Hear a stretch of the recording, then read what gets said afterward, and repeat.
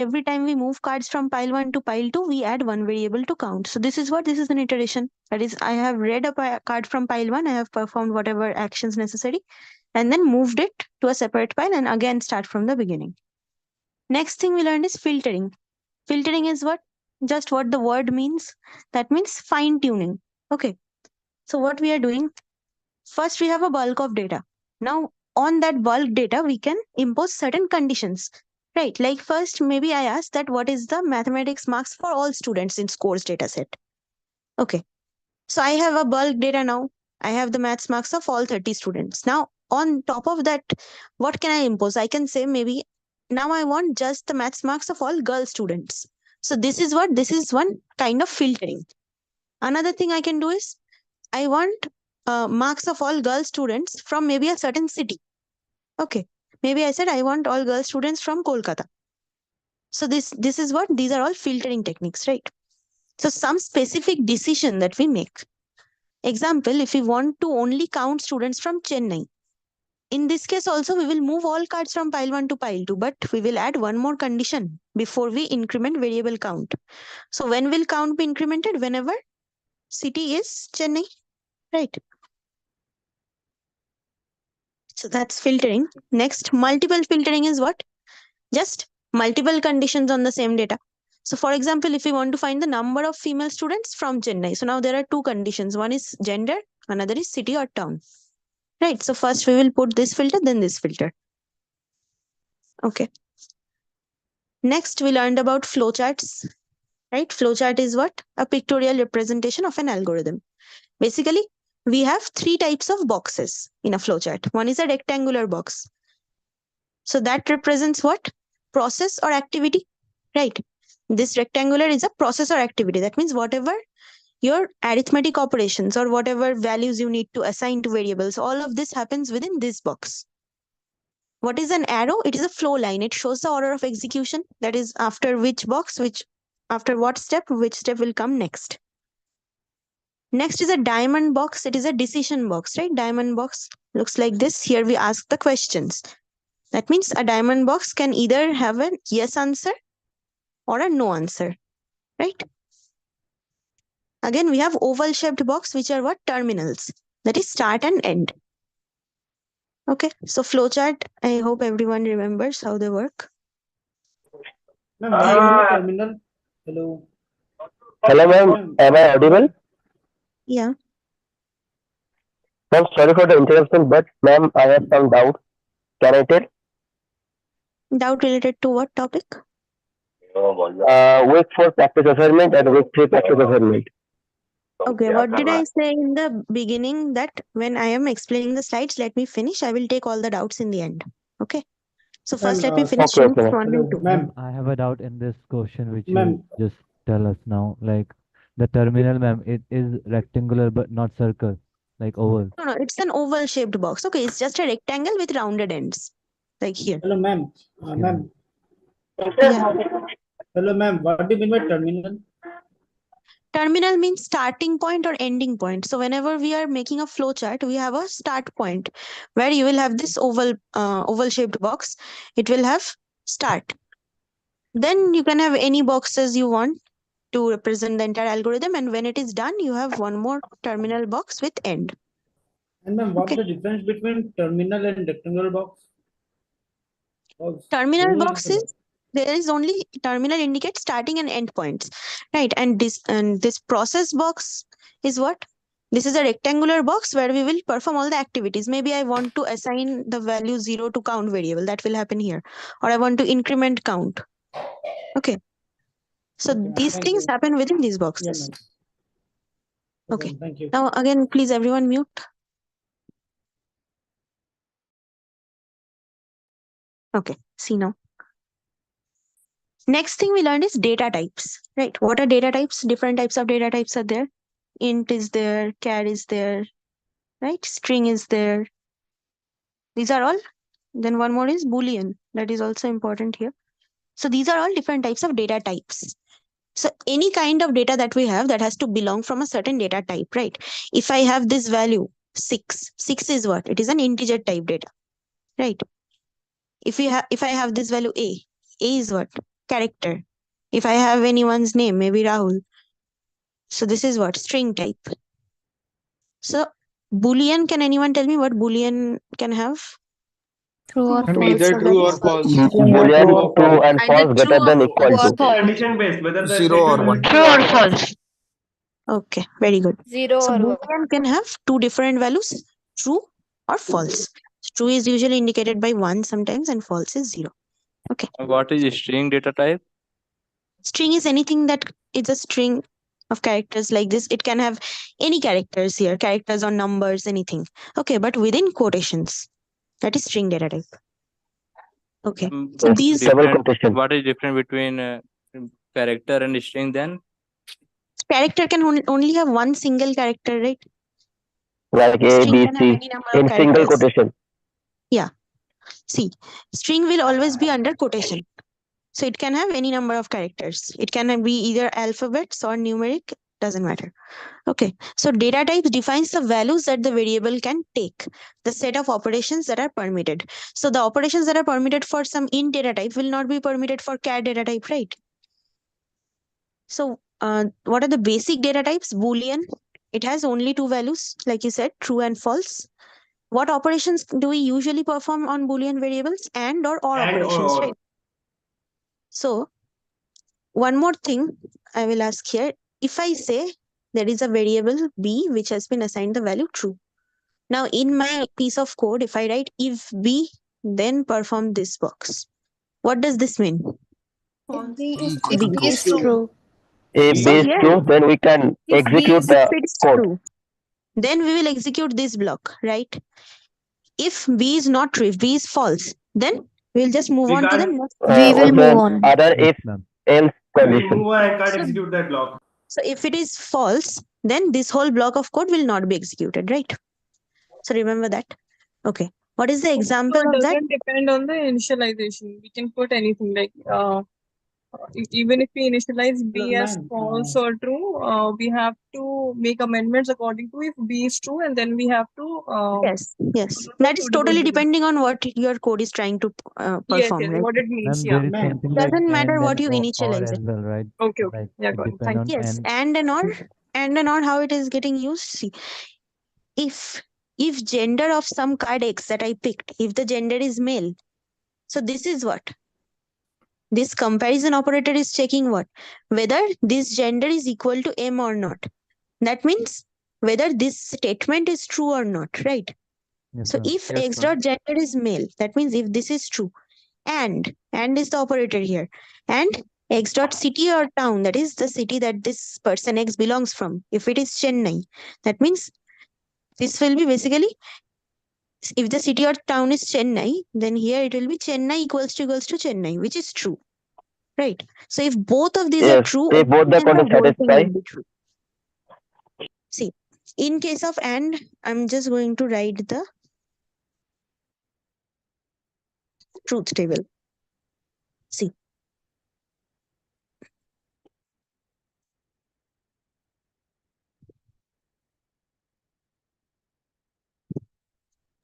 Ma'am ये truth table मतलब जैसे क्लास 11 में था उस तरह का है क्या? yes, exactly that. See, Class 12. basically here in truth table, 1 represents true, right? And 0 represents false. False. Okay, so what are the 4 possible combinations? 0, 0. So in case of odd, 0, 0 will get 0. That means false, false will give false only. Then 0, 1. This will be 1. 1, 0 is also 1. 1, 1 is also 1. So in case of OR, we only get false as a result when both conditions are false. That means if this is false and this is false. Then only it will be false. Okay. In case of OR, then it will be false. And in case of AND, what is the truth table? If 0, 0, then 0. 0, 0, 0. If 0, 1, 0. then also 0. 0. If 1, 0, then also 0. And 0. only if both Only conditions true are when true. everything is true. Only true if both are true. Both conditions are true, then it will become Good. So remember this part? Okay. Very easy to remember this is. Next is integer data type. What is the range? Any negative number. Okay. Any negative integer. 0. Minus and infinity to infinity. positive integer. So Minus basically infinity to plus negative infinity. infinity to plus infinity. Yes. Infinity. Okay. What are the operations that we can perform? We can perform summation, Plus, difference, minus, multiplication, subtraction, multiplication, division, division. everything. Okay. We can also We can perform also these. compare We can also Yes. compare and equal. Ma'am, can you please ask or everyone to equal to mute 10. themselves, please? Yes ma'am यही लोग पढ़ा लें फिर Excellent. Let me mute everyone.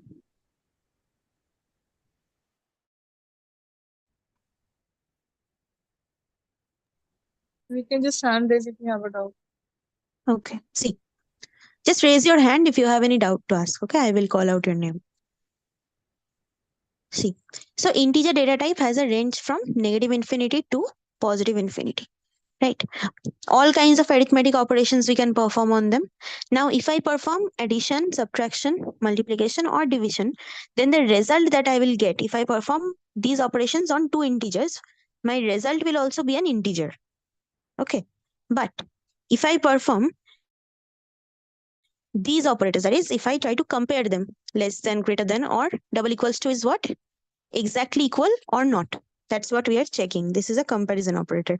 So for all of these three, the result type will be Boolean. That means they will give us either true or false, right? If is 4 less than 8, yes. So it will give true. Okay. Next is character data type. Character does what? What is the range? All alphanumeric. Okay.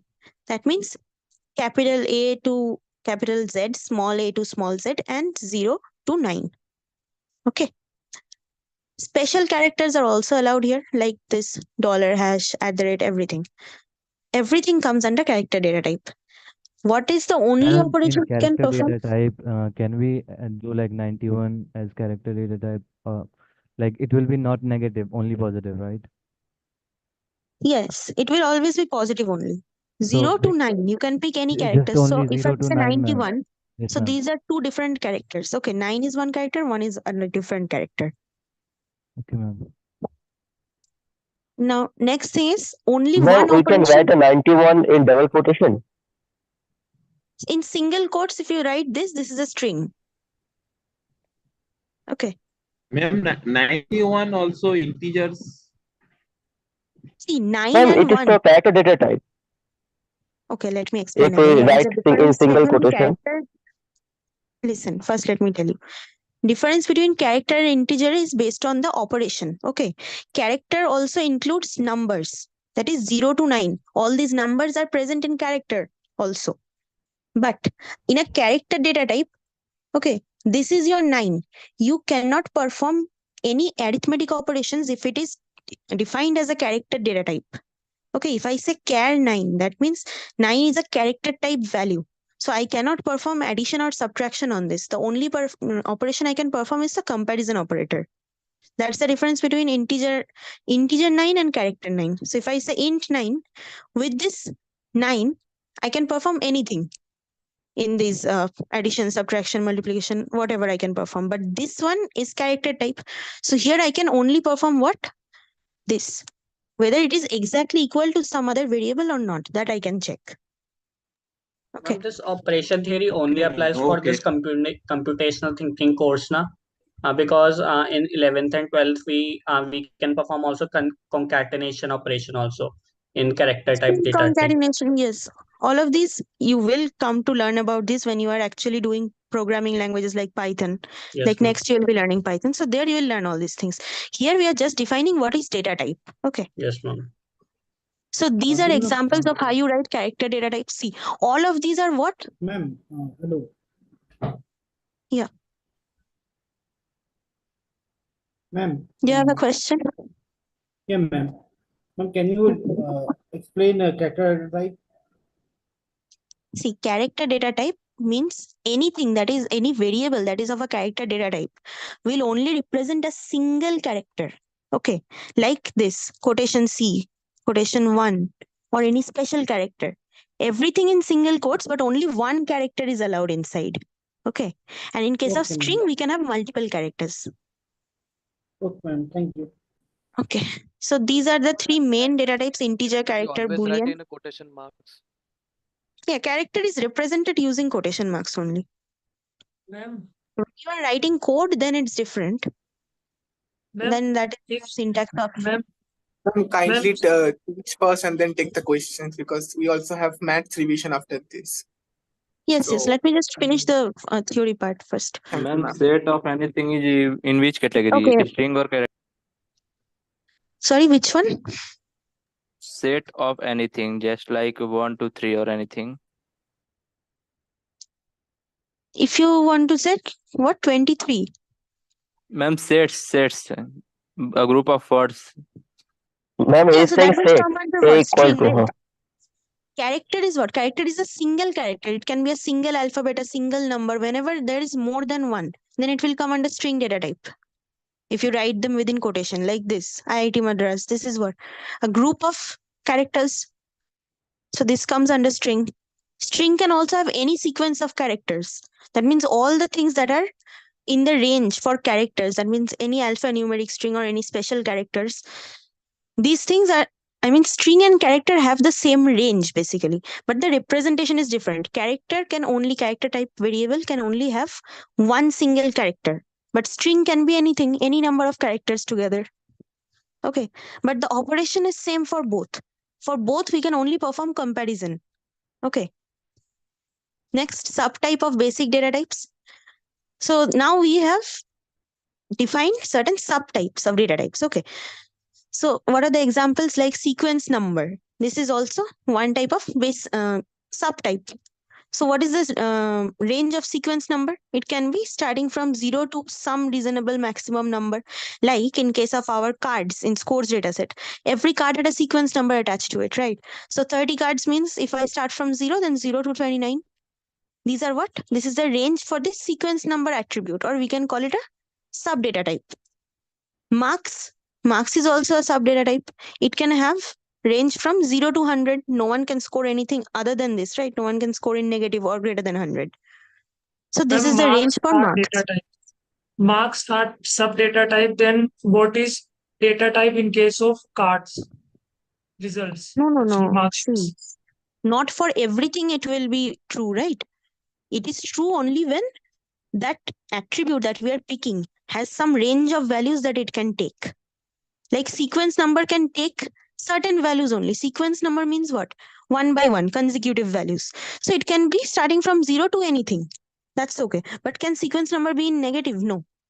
Similarly, marks is something that I know can have only certain specific number of items can be there. So I know that in my code or in the scores data set, you can say, we know that every subject But in negative can have marking, some.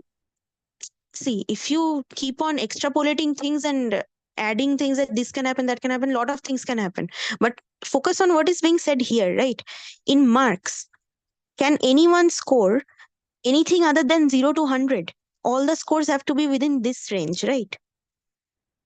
So whenever I'm talking about sequence number or marks, I'm talking about the data sets that we have in hand. Okay, these are subtypes. These are not actual data types. You will not learn about sequence number or marks when you try to learn some language like C or Python. Okay, then you will learn about integer, character. Those are the main basic data types. Integer, character, string, Boolean. Subtypes are extracted from the data type. Subtypes are, we have here extracted these subtypes from the data that we have at hand. Like it's Okay, not it's from just to string show or you. character or something else. Like it is a different topic. Look, integer, character, string, these are basic data types. These are there in no matter which language you're coding in, these things will be there always. But these data subtypes is what? We have just derived certain data types out of the data that we have at hand. Okay, this is not universal. Okay, ma'am. But ma'am, in case of scorecards, what are the data types and what are the sub-data types in this? Like in case of scores dataset, data type is what?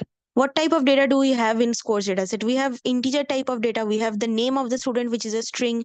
We have the city of the students, which is again a string.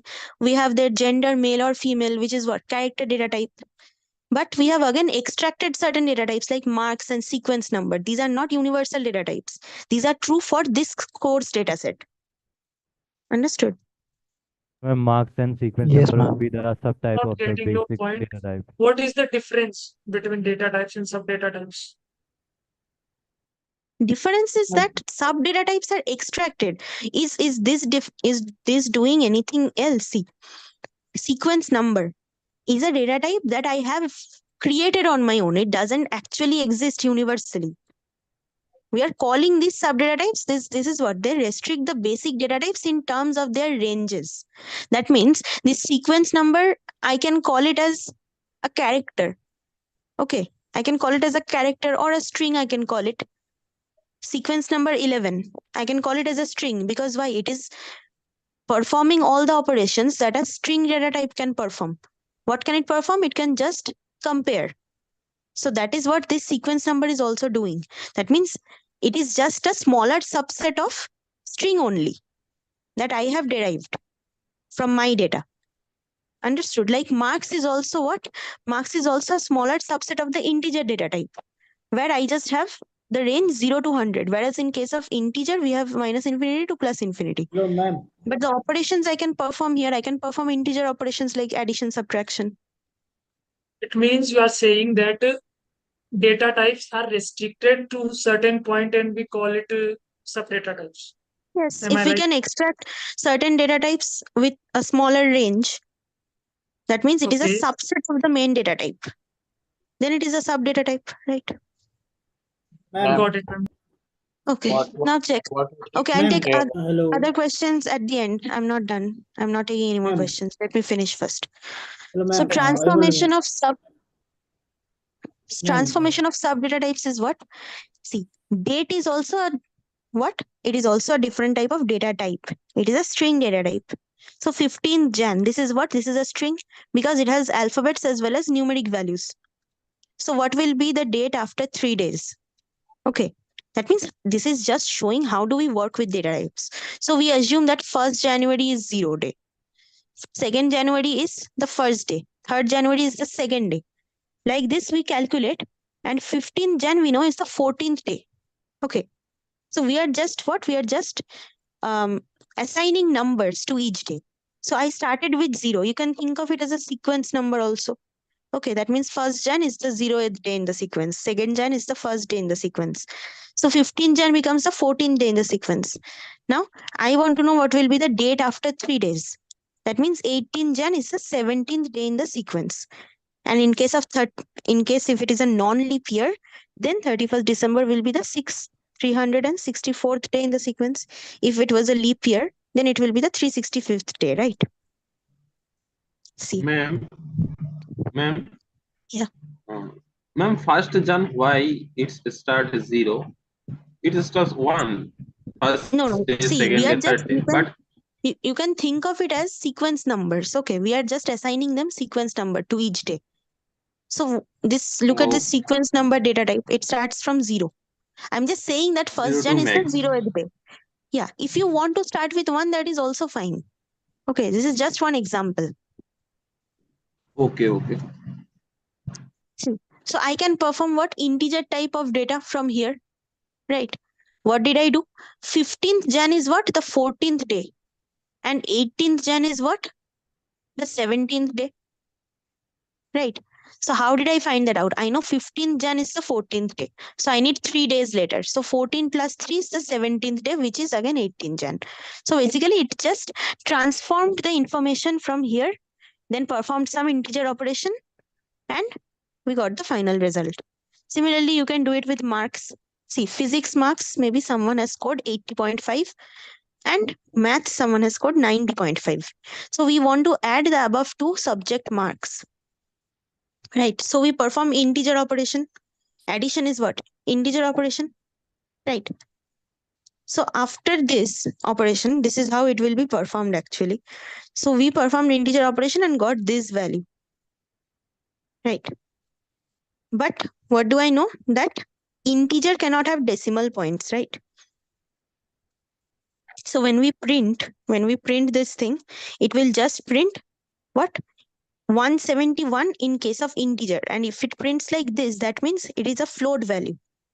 Why Okay. it is multiplied by 100? Because 80.5. Okay, 80.5. If I multiply it by 100, then the decimal point will be gone. Okay, this is just for symmetry. We're multiplying this Ma'am, both यहाँ by पे हम लोग 100. कैसे तो multiply कर सकते थे? Yeah, we are doing it by 100. Why? Because there are two decimal points. Okay, so we know that there will be 2 points after the decimal. Wherever we are doing this, right? 80.5 plus 90.5. So 80.5 is same as 80.50. Right. Convert float So to to convert integer. this to an integer value, we are doing multiplying by 100. In fact, this is not even that important, this thing, because this you don't even see it happening. But performing integer operation is what we are trying to show here. So when we are performing integer operation, there cannot be any decimal points in it, right? Because we haven't learned about float data type yet. So when we actually Ma'am, it print, mainly occurs in C language actually. in every language you can have it. In C language, you will learn about floats if you start with C. Okay, so what is a list? Some other data types that we learned here. A list. Next, we will learn after this quiz one is over. We will have one more thing called dictionary. Okay, so right now we know what is a list, right? Is everyone familiar? What is list? Yes, ma'am. So what is a list? Sequence of data elements and Sequence of data elements of Same the same. data type. Right, I'm just reading from here. Okay, okay. I can read also. I just asked to for some example. Like this can be an example. A list can have what? Any type of value, right? So subject marks obtained by a particular student. This can be put into one list. Maybe this is her physics, chemistry, and maths marks. Now I can again put the details of a particular student in the form of a list. Like what is the sequence number of her card, what is her name, gender, date of birth, all of this. What is a record? A record stores data with multiple fields, each of which has a name and a value. Okay, so currently we are calling this record, right? Later on, we will In see a list, similar type of data type, which is known as ma'am. dictionary. Yeah. Hello. Ma'am, in list we are talking about single person or single thing. See, list will have it's sort of like we can have a marks list. So that list will contain all the marks. I can have a list with a student's details. So that list will only contain the details of that particular student. So, ma'am, it Okay. won't be like specified like which student is having what kind of mark. Like it would be all over, like like all the marks of the students. It can be the marks, all the marks scored by a single student in all three subjects. But ma'am, Like can this we one. like add like all the marks of the class of the See, students? in list, we haven't yet done the list operations, right? List operations are, I think, in week 5 they're there. So actually, list we will learn from week 5. So I will tell you then exactly how list operations work. For now, all you need to know is a list is a sequence of data elements. Okay, that means it is just a number of data elements stored within third brackets. They can be of same type, same data type, or they can be of different data types. Okay, everything is allowed. Like here, 9 is integer type. Clarence is, this one is what? String type. This is character type. All of this is allowed. Okay. And record is what? Record is a card of the scores dataset looks like what? It has multiple fields. Sequence number is a field, name is a field, DOB is a field. But what is happening here? Every field has a corresponding value to it, right? So whatever this card is representing, I can look at this card and say, okay, it is representing the data of some student, right? With her name and every information I have. Now later on in the weeks, we will learn that this type, a similar looking type, is something called dictionary. Okay. These things are known as key value pairs. Okay. We'll learn about that later on. Okay. So now this is what? This is an example card of what every card in the scores dataset looks like. So just be a little familiar with Ma'am, this. do we have What is order the... in? Ma'am, So, ma'am, do we have yeah. order in list? I'm like See, list, we haven't yet covered the actual order concept of lists and all. Okay. It's in week 5 actually. So after that, when we cover week 5, then you will learn about list operations. Okay. Ma'am, what is the difference list and records? See, list and records, the difference is that in record, there is a key value pair. That means sequence number is the key and 9 is the value assigned to that field or that key. Name is a key and Clarence is what? The value assigned to that key. But list doesn't have a key value pair, right? It just has what? It just has the values, no pairing. But in case of record, there will be a pair. That is town or city, Bangalore is the value. Town or city is the key. Okay. Yes. Ma'am, Okay, since you next. said that we will be learning about the list and records from the next week, that is week 5 onwards, will we have particular questions? Can we have particular questions on this topic in our exam or not? No. Everything from weeks 1 to 4 only in your exam, nothing from week 5. All right, thank you. That's it. Okay, so this is for your week 1, just a bit of revision. I hope it's clear to everyone. Yes, ma'am. Okay. Yes, Let's ma'am. start. Yes, ma'am. Yes, So let's ma'am. quickly do week 2. Doesn't have much. It's very brief, just 2 slides are there. Okay, so what is conditional termination? Hello. Yeah. Hello, ma'am. Hello. Yes, go on. I am audible, ma'am. Yes, you're audible. Ma'am, are you discussing the 1 or 2 week or 1 and 4 week All total? 4 all 4 weeks. All summary, na, ma'am. Yes. Okay, ma'am. Ma'am, Thank will you. you be sharing the PDF of this brief summary? These summaries are present in your supplementary contents or at the end of each week. I think that is summary of week 1, summary of week 2. Okay, this is the same slides. Okay, now I'm going to mute everyone again and I will ask for questions once I'm done explaining these 2 slides. Okay? Ma'am, this session is on YouTube or not? Recorded? Yes, everything is on YouTube. Okay, ma'am. Thank you.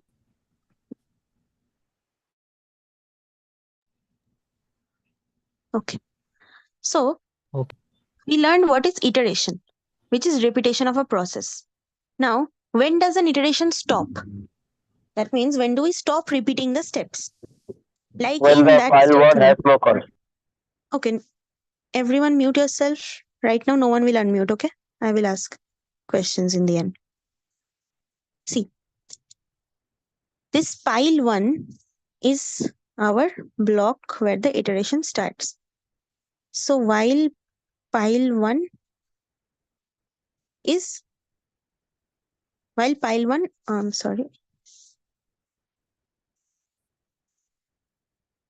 has more cards, right? So our iterations will continue until I have cards in pile 1. So I have initially 30 cards. Every time I pick a card, it is extracted from pile 1. So until and unless pile 1 becomes exhausted, that means there are 0 cards left. Till then, iteration will continue. So what is the termination condition? When pile 1 becomes empty. This is the termination condition. So what is conditional termination? It stops the iteration when a desired or specific data is found. Okay, so basically here, not every time that you Ma'am, encounter will you an please iteration. repeat, ma'am? Will you please repeat? Termination and iteration, this one.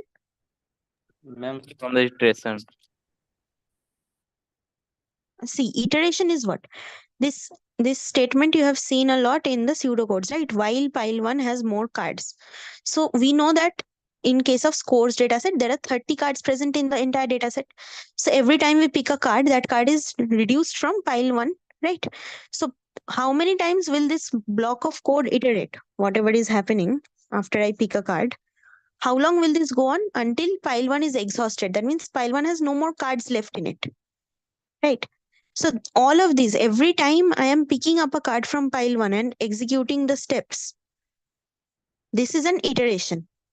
Now, after I have executed all the steps, moved that card to pile 2, I will come back and pick one more card from pile 1. That means pile 1 now has one less card. So these are, every time we are repeating the steps, these are 1 iterations. Now, when will this iteration stop? When pile 1 is completely exhausted. That means no more cards are left. But this will not always be the case. Sometimes there are conditional terminations also. That means, say I am looking for a specific data. Okay. So whenever I reach that, whenever I find that data, I will stop the iteration. Okay. Like it can be something, maybe I'm going through the cards, deck of cards. Say all students have unique names. Okay. For example, just consider that all students have unique names. Now I want to find this student Clarence. Okay. So my condition is that till I am finding that card, I will keep on iterating. If that takes me to iterate through the whole pile, I will do that. But if, say, after 5 iterations, I have found the card of Clarence, then I can just terminate the iteration. I do not need to look through more cards. So that is conditional iteration. That is, we stop the iteration when a desired or specific data is found. Clear? So pile 1, then we have in pile 1, initially we have all the cards. Next, check for desired card and stop iteration when card is found. Right? And once we read a card, we move it where? To pile 2. So example can be find a card in which all subject marks are above 90 from the scores dataset. See, this is what one condition. That means I will keep on picking cards from pile 1 and reading them until I find a card where a student has scored marks above 90 in every subject. So marks above 90 in all subjects is my conditional termination here. Another example can be find a card in which 3 different category of items are present from the shopping bills dataset. So if you remember, shopping bills has what? It has the name of the customer, name of the store from which they have bought the items, item name, quantity, price, cost, everything, right? So one example can be that I am looking for the card of a certain person in the shopping bills dataset who has purchased items from 3 different categories. So once I find such a card in my shopping bills dataset, I will stop the iteration. I will not check the entire dataset if not needed. Okay. So let's take one example in the form of a pseudocode. See, first A is assigned the value true. A is a variable, it is assigned the value true. So can anyone tell me A is what type of a variable? What is the data type of A? Boolean. Boolean. Boolean. Boolean type, right? Because it is assigned the value true. So true or false means Boolean. While pile 1 has more cards and A, that means here A can be true or false. So if it is using and A means what? There has to be both conditions Both have to should be be true true. for Both should entering be this block. That means I have to have more cards in pile 1. Also, A has to be true. If these two things are true together, then only I will enter this block. Ma'am, Now, can it also be false? Yes, Hello, yes. ma'am. it's false somehow. Ma'am. Ma'am, like the is there is Hello, little ma'am. and like for example, if Ma'am. we are looking, ma'am, Assignment am I for. audible? Okay. Everyone just mute for now. Okay. Let me first explain everything. Ma'am. Then again, if you have doubts, Hello. no, I will not take any doubt now. Ma'am, If I sorry to have, disturb. Ma'am. Only one doubt, ma'am, please. Hello. go on. Ma'am sorry for disturbing you आप ये वाला example फिर से बता देंगे ma'am ma'am लोग Which one? समझ में नहीं मैम प्लीज ये वाला Which one? Example First example. या मैम यही वाला एग्जांपल जो ये बता रहे हैं is equal to true boolean Yeah, I Yeah, will ma'am, explain यही this whole code. Just give me some time. Okay. Okay, ma'am. Thank you. Okay, see. A is a variable that I took and I assigned it the value true. Okay, this is assignment operator. So if I assign it a value true, I know that Boolean variables or data variables having data type Boolean, only those variables can assume the values true or false. That means I can say from here that A is a Boolean type variable. Next, what I'm doing, while pile 1 has more cards and A. So earlier I have seen that my condition was usually while pile 1 has more cards. That means until I have exhausted pile 1, I will keep on picking up cards from there. But now I have two conditions joined by an AND operator. And I just showed you what is the truth table for AND. When will AND return 1 or true? Only when both conditions are true. So now I have two conditions to satisfy. Firstly, I have to check if my pile 1 has more cards present. And I have to check whether the value of the variable A is true or not. If A somehow assumes a false value, then I will not enter this block. Okay. Or if my pile 1 has been exhausted, but A is true, then also I cannot enter the block. So both of them have to be true together. And A, like, can you give some real life examples? Yeah, wait, just let me finish this. So first I will pick a card X from pile 1. Okay, I'm picking this card X. Now I'm checking, is the city that the student is living in is Chennai or not? If it is Chennai, then I will assign A to false. Okay, now I know that A becomes false and move card to pile 2. Now when I go for the next iteration and pick one more card from pile 1, but A has become false now. So will I enter this block? No, No, ma'am. No. No, because one No, of the ma'am. conditions is false means the whole thing is false Whole in term case is of false. AND operator. Okay, so this is one example of conditional termination. What is my condition here? That A becomes And false whenever city is Chennai. So this is my condition. When is A becoming false? When city is Chennai. So for all other students from other cities, I can perform the operation. But once I reach a student with city Chennai, after that, no iterations will be performed. Because once A becomes false, we see that there is no way I can make A true again, right? Ma'am, Is there why any you write statement false after this? above A? ma'am, can you give any real life example? No, no, ma'am. What I'm saying, why you write false above A? True comma slash false. I wrote that A can assume the values true or false. This No, means no. A can either Ma'am, be true if or A is false. false, then we can count now, increment the count.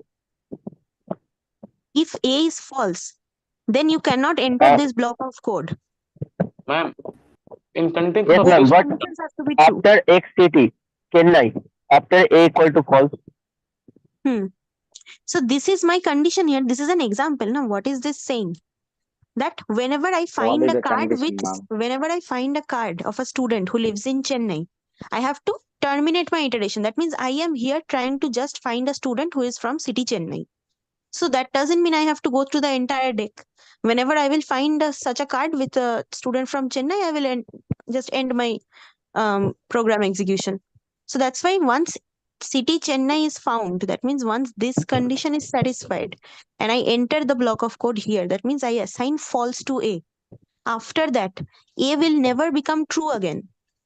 Do you see any other statement where A is assigned the value true after this one? No. So once A becomes false, it can never be true again. That means this condition will never be true again. So it will never enter this block Ma'am, again. I have a doubt in So this question. basically, A is not found. Ma'am, Basically, A is what? A is Please that give one indicator. more example, Whenever ma'am. it will false, whenever it will become false, the execution will stop. ma'am, I have Yeah, a doubt ma'am, in this question. if I take a card from X card, then it the card is Chennai, then it uh It will assign false to A. So as soon Ma'am, as the first yes. card that I pick, which has city as Chennai, A will become false. And after that, no more iterations will be performed because this block cannot be entered. Iteration. This is conditional iteration, ma'am. Okay, ma'am. ma'am, Understand. can you tell me like what is NA like? Can you give me some different example? I'm not able to get this. ma'am, Okay. what I'm saying, Yeah, why ma'am. you write this false? I don't even understand what it. Can you rub this true comma slash false? It make confusing some sort. Hello. A is what? A is a Boolean type variable. No, That in much we context can of this say. question only, ma'am. I'm only interested in context of this question, not about a particular. So ma'am is If explaining you don't know something else what as is well. A, then what is the point of it? See, I wrote this true or false here because these are the values that a Boolean variable can assume. Now, in But context of this question, listen to me first. In context of this question, first when we start the iteration, initially A is true. So initially A takes the true value here. That means the first iteration will always be performed because A is true and pile 1 will have some cards. So once I pick a card from the pile and do this, read card and check whether the city is Chennai. Now, if the first card I picked is of some student who is from Chennai, so after that A will be assigned false. But then when I go for another iteration and pick another card, then A is now assuming the value false. Ma'am क्या बोल रही थी Right. आप फिर से बोलिए तो oh, thank you. That's why I ma'am have written both values that A can take. Ma'am ये क्या बोले थोड़ा फिर से बोलिए ना बोला लास्ट वाला word Your voice is not clear. Can you repeat? मतलब मैम आप जो भी बोले ना उसको फिर से वो रिपीट कर दीजिए ना Okay, see. चलो okay ma'am thank From you the first line, this one, I can tell that A is a Boolean type variable because it is assigned the value true. So whenever a variable is assigned true or false, we can say it's Boolean type. Then in this step where the iterative steps or the repetition begins, here I am checking two conditions now joined by an AND operator. AND operator means what? Both have to be true for this whole thing to be true. So pile 1 has to have more cards. That means more than 0 cards it has to have. It has to have at least one card. And A's value has to be true. If both are true, then only I will enter this block of code. Now, for instance, if the first card is in pile 1, that I read as X, if the first card is of a student whose city is Chennai, in that case, A will be assigned the value false. Now, when I move this to pile 2 and go to pick one more card from pile 1, right? If I go to pick Yes, one more ma'am. card from pile 1, then A becomes false here. A has been assigned a new value false. But after this, for no iteration, A will become true again because there is no statement where A again is assigned the value true, right? Only initially A was true. But as soon as I find a card where the city is Chennai, A becomes false. And the iterations will stop because this condition will become false forever. अच्छा मतलब एक बारी false आ गया तो फिर वो रुक जाएगा पूरे का पूरा वो process. So you tell me, Ma'am, after this kindly false continue. statement, do you see any other statement where A is assigned true again? No, ma'am. No. So after I get Ma'am, false, but that what means if there is every more time, card? Ma'am, क्या yeah, बोली? so there will be Ma'am, more kindly cards in continue, pile. ma'am. Now, Then if we you check, if ma'am. you pick up the second card, listen to me. If you pick up the second card, but A is false, then one condition is true, one condition is false. How can you enter the block? For AND operator, both have to be true, right? Okay, ma'am, I Yes, ma'am. understand. Okay, ma'am. Now Thank you, listen. ma'am. Ma'am, Next, I have a doubt. May I? from this part, No, ma'am. No. Yes, ma'am. what's the doubt? Ma'am, I want to ask that what if is there or instead of and? If there is OR, that means if any of the conditions are satisfied, then you can enter the block. That means if pile 1 has more cards, but A is false, then also you can start the iteration. That's the difference. I just told you. And an OR operator difference is the only thing that AND will be executing and giving us true result when both conditions are true. For OR operator, if any of the condition is true, it is the whole thing is true. Okay. Ma'am, Now can see we what is do this textual. without the Boolean? Can we do this without the Boolean? Without the Boolean, see, this is an example, right? Yeah. Okay, listen. One problem I have is that every time I am explaining any example or a problem, people I see they're extrapolating things that can this happen, can that happen. Lot of No, no. possibilities are there. No, Okay. I'm trying to So, ma'am, understand why please we mute put the all Boolean of the. inside. I'm just trying to This is understand why just the one Boolean is and what the instance. purpose. This is just an instance. You can have any other condition here also. Okay. Instead of A, I can have any other condition also. Boolean is why? Because whenever we are using AND and OR operator, that is mainly used to check Boolean variables only. You saw that whenever we had Boolean data type, there is these two operators are performed. These two operations are performed on Boolean type variables. So while pile 1 has more cards, this is also a Boolean, what can I say? A Boolean definition only. Pile 1 has more cards. Means it has two values. Either pile 1 has more cards, yes or no, true or false. Okay, so two Boolean variables are there. That's why they are combined using AND. Now you can have multiple possibilities of different conditional statements joined by AND or OR statements. This is just an example. See, textual representation of procedures looks like what? Ma'am, Boolean में सिर्फ true or false आता है ना? Yeah, only true or false. Okay, ma'am. So this is one more example. This is start. Start is what? Terminal statement, right? Terminal. So in case of a flowchart, this will come inside the oval boxes. Now count is equal to 0. That means count is a variable I took and assigned the value 0. So count is what type of variable? Integer type. Okay. While pile 1 has more cards. Now this is my conditional, this is my iterative statement beginning. So this is my condition for iteration. That while pile 1 has not been exhausted, I can pick a card, I can increment count and move the card to pile 2. So this is doing what? This is counting total number of cards. Right. So assignment statement, this is an assignment statement. Again, this is also an assignment statement. These are examples of assignment statements. Ma'am, Wherever we are initialize assigning a and value. count are the same thing. Sorry? initialize and count are the same thing, like initialize a to 0 or count is equal to 0. Yes, same thing. Any Okay. variable that you assign a value in the beginning is initialization of that variable. Okay, ma'am. See, equality statement, this is what? This is also called comparison Excuse me, operator. I'm sorry for interruption, but can you please explain me once again that count is equals to count plus 1 9? I'm not able to understand it.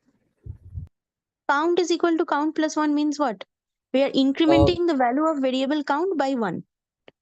So if we are So getting first the count value of starts count from as, for example, if we are getting the value of count is equal to 3, then we have to add it and get answer 4, or we have to take answer as 3 only. Okay, so That you're I am not familiar confused. with increment statement. Yes, ma'am. We will. But I Yes. have done this plenty of times before. How are you in week 4 if you don't understand this part? See, count is a variable. It starts from the value 0. Okay, every time I pick a card, I'm incrementing count. So the first card I pick from pile 1, I increment 1 here. So now count is 1. Again, move it to pile 2, pick one more card from pile 1. So again, add 1 to count. So count becomes 2. Okay, ma'am, understand this. Understand? Okay. Thank See, this is equality I have statement. one small doubt. Ma'am, kindly Yeah. take doubts after explaining. The sum equal to sum plus x into This x is dot an assignment mathematics. statement. Okay, x dot maths is Yeah. what? The scores scored by a student in mathematics. So I'm just Okay. So adding this math scores notation, here in this sum variable. actually, in lot of flowcharts we have seen that x dot something is there. So it is just a representation, right? This notation is nothing but marks Yeah, or it's just this x representing the variable, max marks whatever. of card X. Okay. Okay. So whatever the variable x stands for, that sub X is variable here. will. X is what? X is a card. It is written here. See, pick a card X from pile 1. So Okay. X is Okay. a card and the maths marks in that card. Okay. Ma'am. Okay, Thank you. equality we all know that we check whether A is exactly equal to B or not. So if A is 3 and B is 5, then A equals to B will give me what? False. This type of comparison statements give only Boolean values, right? True or false. So if 3 is equal to 5, it is not. We are checking. So it will give me false. But if B is then assigned 3, then 3 equals to 3 is what?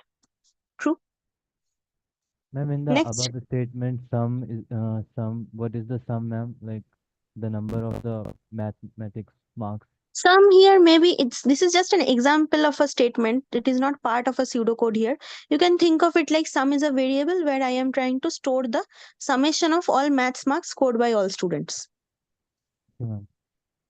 Okay. Now conditional execution, it can be of two different types. Okay, one is one-time conditional execution, one is repetitive execution. That means one time is what? The if-else statements. So if condition is true, then enter the block. Else, enter this block. So there can be two types of if-else. One is just the if block and one is along with the else block. Okay. So just if block is what? Okay, I can have maybe if A equals to B. So if this is true, then execute this statement. Here also similarly, if I'm checking if A equals to B. If true, execute this block. If A and B are not equal, then execute the else block. This is one-time execution. What is repetitive conditional execution? This while condition, like while pile 1 has more cards. So if that condition is true, I will keep on repeating the statements till that condition becomes false. That means till pile 1 becomes empty. Right. This is repetitive. So ma'am, we get into the Ma'am, else loop ma'am. only when if true. part is false. Is false. Ma'am, If Is false. false, then you go to else block. Simple Okay. English. If else. Oh, yeah. If this, then enter this block. If not, then else part. Ma'am, and at the last, if nothing is satisfied, ma'am, then it will end the if condition will come to an end. And in this repeatedly, ma'am, the loop will continue. The loop will continue till I have exhausted file 1 or whatever is the condition given in the brackets. Okay. Okay, this is week 2. Okay, now let's come to the actual week 3 and 4. Okay, so week 3. Yeah. Ma'am, can you please mute all of us?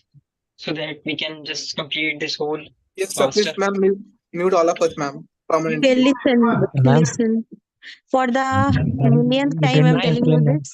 I am muting people, but I have to keep on the option where No, they can ma'am, unmute permanent off, themselves and then again. you can just, when you are asking questions, that is after a week, you can just turn on the mic No. so that we can Listen, answer. listen. What I'm saying is, I have joined from two devices, like I said, but my official device is only one. Okay, from that device, if I mute everyone, then in my other device where I'm using the mic, that will also get muted. That's why I have to give that option where I can unmute. Yes, ma'am. Okay, Continue, it's ma'am. up to Continue. you. I'm just And telling you, little, please don't unmute yourself. yes, When I'm ma'am, little, ma'am, teaching, little just bit, don't. ma'am, little bit doubt here and there, ma'am. It's okay, fine. Ma'am, you have Everyone has flowchart, doubt. ma'am. You didn't explain flowchart. Flowchart. Okay, I'll take a question on flowchart and explain. Okay, let me just finish this theory part once. Week 3 slides, can you see them? Visible? Yes, ma'am. Yes, ma'am. Yes, Yes, ma'am. ma'am. Yes, ma'am. Okay, listen. Now, week 3, we remember it was about 3 prizes problem, right? So it is a huge problem, and we had broken down it into small Yeah. components. Like we first found the maximum marks, then there were other conditions, total marks, right? All of these were there. So top 3 marks, all of these procedures. What I will do in week 3 is I'll just go through those procedures one more time.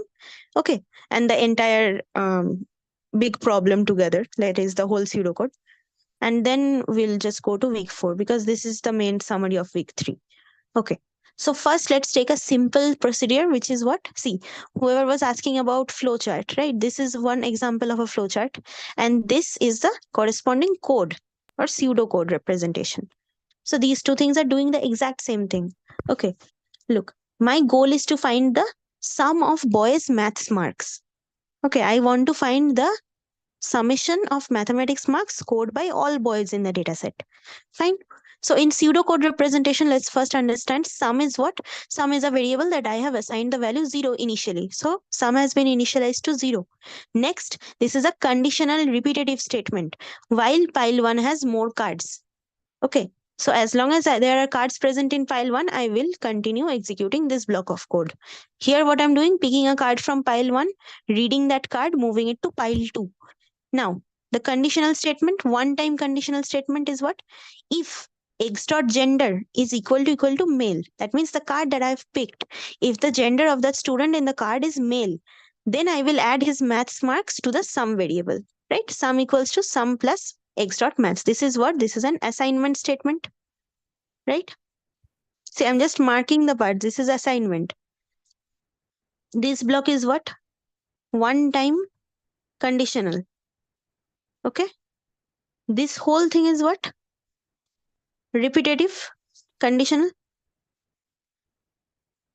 Now see, the flowchart representation is what? This is a terminal box. Okay, start, arrow, execution flow. So first start, then in the process box or activity box, I have assigned sum to 0. Then again decision box. Are there more cards in pile 1? If yes, then go this way. Then pick a card from pile 1, move it to pile 2 after reading it. Again, decision box for this conditional statement. So wherever we have conditional statements, we have decision boxes correspondingly in the flowchart format, right? So now we are checking, is x dot gender male? If yes, then add his maths marks to some variable. If no, then just go back and pick the next card. And at the end of execution, when pile 1 is empty, then you just go to end. So the answer to more, are there more cards in pile 1 is no. So you end it. Okay.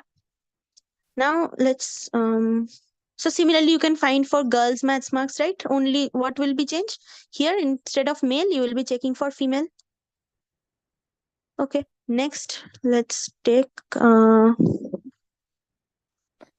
but we have to count every Man, card. if you can please stop the chat box. They are visible on my screen again and again. I will get distracted. you can just do one thing, just mute the notifications for chat. That Mute can the be done notification. individually. Yeah, you can individually do that. 1 second.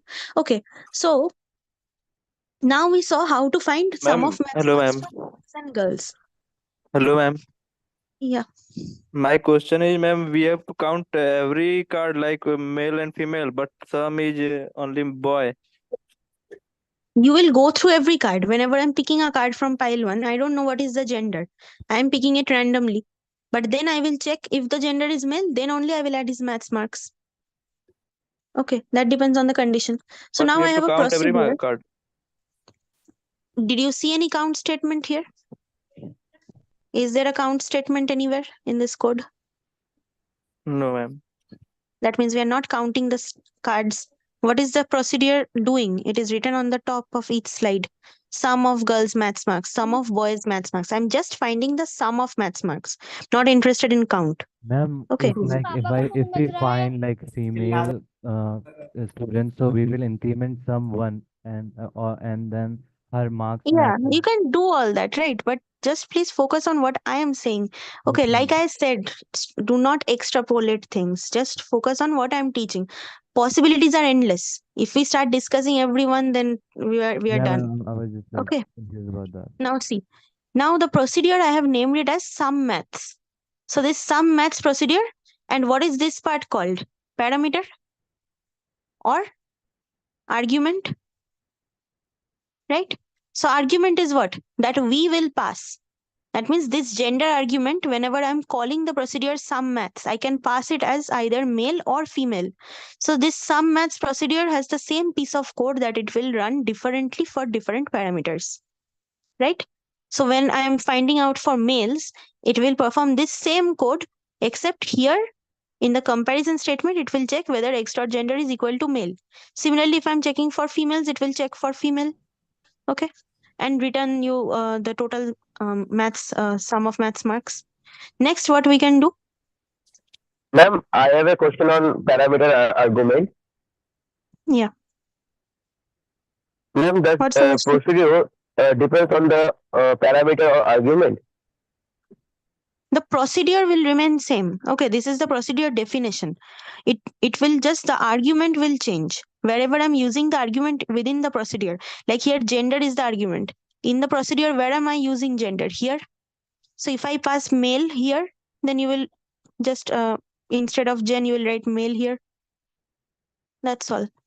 So similarly, like we just did for maths, we can find it for any subject, right? Some maths, some physics, some chemistry.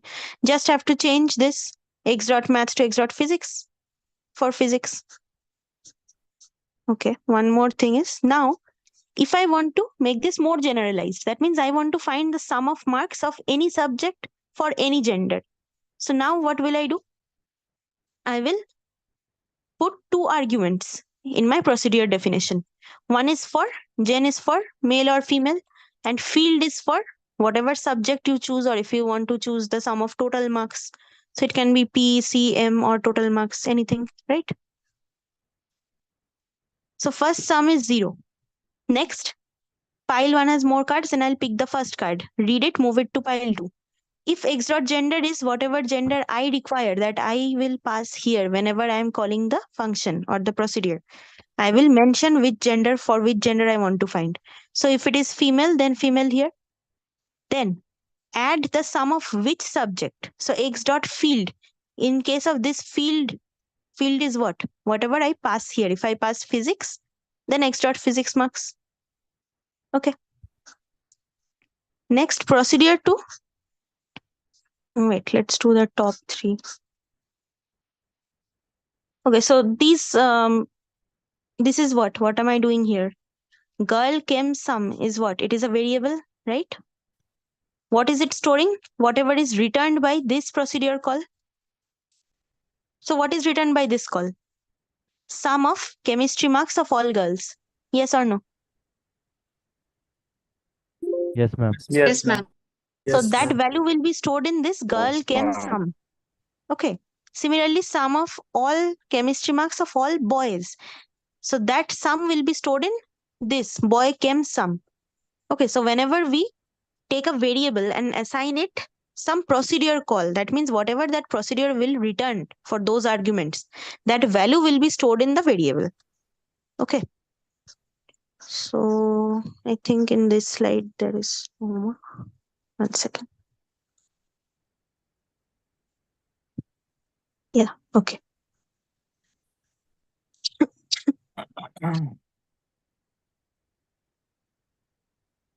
Now let's do the procedure max marks. Oh, it is already annotated. Okay. No problem. Can you see the code? Clear? Yes, Yes, ma'am. ma'am. Okay. So max marks is a procedure that does what? It finds the maximum marks in any subject, correct? So field is what? Our subject. It can be either physics, chemistry, math, or it can be the total marks also. So it finds the person with the maximum marks in that subject, or the maximum marks scored by any person in that subject. Okay, so first max value is assigned 0. Then while pile 1 has more cards, pick a card X from pile 1, read it, move it to pile 2. Now we have a one-time conditional statement if, where I'm checking what? Whether the person, if here, for example, if field is physics, then I'll check if x dot physics is greater than maxval. Maxval is what? Maxval is initially 0. Okay, but it is the variable where I want to store the maximum value that is scored in physics. So I will compare here in this if statement. If the card that I have picked has a physics marks that is greater than whatever is stored in maxval at this moment, then maxval's value will be updated to that mark. For example, first initially maxval was 0.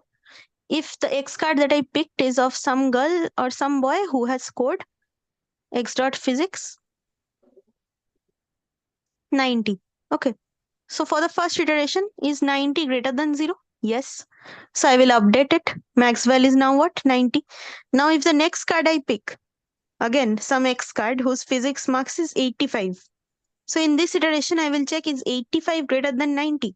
No. So Maxwell will not be updated. So at the end of execution, we know that Maxwell is only updated whenever the X dot field value or X dot physics marks is greater than Maxwell's own value at that point. So at the end of execution, Maxwell should contain what? The highest marks scored in physics or Ma'am, when any it's subject. initialized to 0, it means we are finding the highest, and when it's 100, we are finding the lowest marks. Yes, then this will be also changed, right? Then I will check less than. Yes, ma'am. For minimum, I will change this to less than operator. Okay. So this is how I can find the maximum marks in each subject. Now, what is our next analysis? How am I trying to decode this 3 prizes problem? I have to find the top students, right? So what were the criteria? Can anyone tell me the 3 criteria? Wait, I will be asking.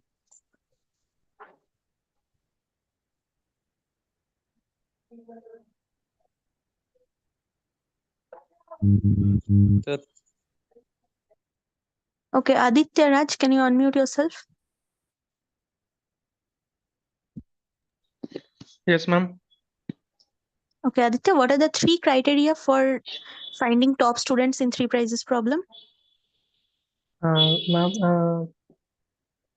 3 Ma'am, can I criteria tell? for finding top 3 Just students. let him finish, please. Distance student highest mark, ma'am. Aditya, please continue. Others mute. Ma'am, first we go to find the highest marks and second highest marks and third highest marks. Correct. Then Then I'm asking what are the criteria. Okay. Like one criteria I will tell you is what? That among the top 3 students that I choose, one of them has to be a girl, one of them has to be a boy. What are the other 2 criteria? ma'am, Yes. first criteria is to that Okay. any 3 of them is boy No, or girl. ma'am. Total Okay, let me and help unity. you out. Okay. See, one criteria is that person must have scored among the top 3 marks in any one subject at least, right? Either in maths or in physics or in chemistry. They must be within the top 3. Another criteria is what? They must be within the total highest marks scorers also, top 3 total highest marks scorers, right? And the third criteria is that there must be at least one boy and at least one girl. Just remember this for 3 prizes. So now how am I analyzing? Now I know the procedure to find the maximum marks in any subject. So next I will do what? I will find the subject-wise toppers. That means I will find 1 second. The first highest, second highest, and third highest marks in any subject. Okay, how to find that?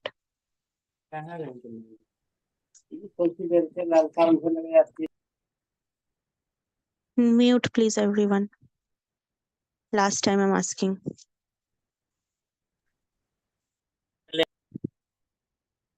See, basic criteria are given here also. Okay. Total marks within top 3 in at least one subject and at least one boy and one girl for top 3 branches. Okay.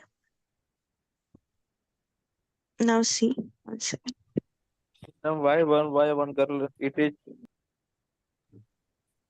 One boy it and is one girl, that is the criteria that's given. Okay. That is the criteria for this problem. I don't know why. Maybe to Ma'am, maintain symmetry. ma'am, can you show me this first slide, please? Top slice. Which one? Top, ma'am, because I'm late, The- so that's I'm not going to understand properly. It's just these three are the criteria to find the top 3 students in the 3 prizes problem. I'm just revising the 3 prizes problem. So what are the criteria? That the 3 students Can must be you among explain the... what is free price problem? I'm not getting it. Like what Were is you it? there for week 3 lectures? Ma'am, I wasn't. Okay, then you can check out the recordings. I'll just tell you Ma'am, in brief. just Top tell 3 me in the prizes is a problem that we want to solve, where we want to award the top 3 students in the scores dataset some prize. But how are we going to find or analyze who are the top 3? So there are 3 criteria. First criteria is that in the scores dataset, every card is belonging to some student who has, and I have the marks of that student in physics, chemistry, math, and the total marks scored by them. Okay, so the first criteria is that that student, the top 3, that student must have the one of the top total marks scorers. They must be one of the top total mark scorers. That means top 3 total marks, they should be one of them.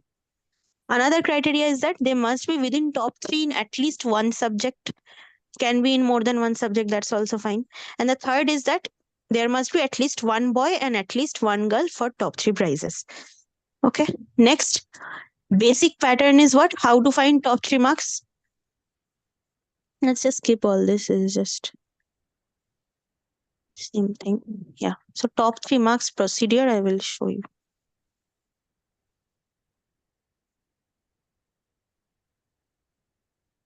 Okay. Let's start from this slide. So now I want to find what? Top 3 marks in any subject. So subject has become my argument. It can take the values of physics, chem, math, or total. Okay. So now I need top 3. So I need 3 variables. Max will contain the highest, second max will contain the second highest, third max will contain the third highest. So I want to find highest. So I'm initializing all 3 of them with 0. Okay. Next, while pile 1 has more cards, I will pick up a card. So for this procedure, I have to go through all the cards, right, in the scores data set. So pile 1 has all the cards. I will pick one card from there. Next, what will I do? I will check whatever subject name you pass as argument. If this is for physics, so x.physics, is it greater than max? If it is greater than max, so here, what are the cases that can happen?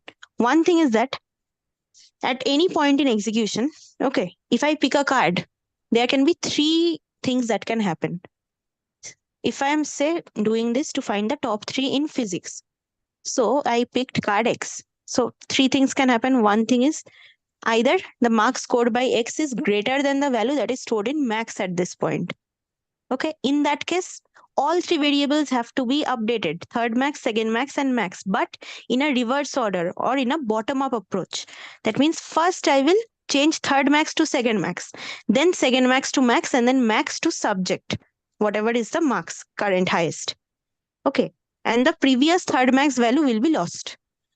So I will not first, I have to start from third max. Do not start from max, because then you will lose the max previous value, which has to be stored in second max. Now, this is the first thing that can occur. Second thing is that this value, x.physics, lies between max and second max. Right? This can happen. So in that case, what you will do, I know it is less than max, right? So I will have to just update two variables, third max to second max and second max to this subject value. Why am I not updating max? Because this value is not greater than max. That means the highest value still remains in max. So I just have to update second and third. What is the third condition that can occur? That the value lies between second max and third max. That is, the physics mark scored by X is less than whatever is present in second max variable right now, but greater than whatever is present in third max variable right now. So no need to update second max. We just need to update third max with this subject value. Okay. So these are the three things that can happen. So I have to write a pseudocode whenever I'm trying to find top 3 marks in a subject. My pseudocode should have all 3 conditions listed, right? So this is the entire pseudocode for procedure top 3 marks. You can call it for any subject or total marks. What is the whole procedure doing? First, initialize 3 variables, max, second max, third max. Next, while pile 1 has more cards, pick a card X. Now check for each of the conditions. First thing, check if it is greater than max. Then update all 3, if so. If it is not greater than max, if it falls between max and second max, just update second max and third max. And third condition is if it falls between second max and third max, that is less than second but greater than third, then you have to just update third max. Right? So for any card X, any of these conditions will be true. Any one of these 3 conditions. So you have to act accordingly. Next, after the entire 1 second, let me finish. After the entire procedure is done, you have to return third max. Now people were asking, why are we returning only third max? Why not second max or max? Because I need to find top 3 students in every subject. So if I know the third max, I know that above that are 2 other values, or anything above that will be among the subject toppers, right? If you have scored third max or if you have scored greater than third max, then I can tell you, yeah, you are a topper in that subject. So returning just third max is enough to know if a person falls within the top 3 in that subject or not. Yeah, what are you asking? Ma'am, I have a can you just question, ma'am. down? One by one. Okay, Can you just scroll a little bit down? Yeah, go on. Actually, my question is if any one of this if condition, like the first if condition is going to be false, then we're going to jump on second if condition or just ignore something. First one is if say this is false, then you go to this if. If this is also false, come to this if. And it is valid for all kind of pseudocodes, right? Yes, for all. If the if condition is false, then you move on to the next block of code. But someone says, ma'am, like if condition is false, then you're not going to move it. Just stop the iteration and all that. That was conditional termination. Okay, that is a different thing. That is within any if condition, if I place such a value that will terminate all the iterations by itself. Like in that example we took in week 2, where if A ever became false, then the iterations will be terminated. That is conditional termination. This is different thing. In regular pseudocodes, if you have more than one conditional statements, if, then you go to them sequentially. First if condition, second if condition, like this. If they are false, then move on to the next block. Okay, ma'am. Okay. Thank you. Okay. Ma'am, I have a doubt. Can I ask? Ma'am, in the case of calculate the 3 lowest minimum value, the same process will execute. To find what? 3 lowest minimum value. Means instead of top 3, you want to find bottom 3 marks. Yes, ma'am. Yes. Yes, then you have to just change the procedure, just change the comparisons. Okay. And in that case, you start all the, first max, second max, third max by higher values, not 0. Yes, we will initialize them to 100. Yeah, and then just check for less than. Okay, instead of greater than, you check for less than. Just change the range, that is all. In the second condition, when you're checking whether it falls between second max and third max, you just change the conditions. Ma'am, after all 3 conditions, if while then pile 1 has more cards, then the other card 2 cards, why is going into third minimum or second minimum or max minimum? I don't get the question. See, at the end of execution, after you have scanned through all the cards, then only you will get all three values. No? You have to scan every card. So all those Ma'am, three there is a conditions you will be question I have checking for time. every single card. Okay. Ma'am, at the end of the this revision, can you give like 5 students and do the 3 prize problem? I'm not getting the question. Ma'am, I'm saying like at the end of this theory, can you just give like for example like 5 or 6 students and do the 3 prize problem like and this student scored this marks and that. Ma'am, according to him, can you solve the equation? How to solve the equation? Because this is all the theoretical and everything with the scorecard. So in the exam, it's not coming like that. In exam coming this, there is one equation is there. You have to write down the equation like pseudocode. You have to write down. Yes, ma'am. Or otherwise, there is missing some pseudocode step is there. You have to write down. So that is the main thing, ma'am.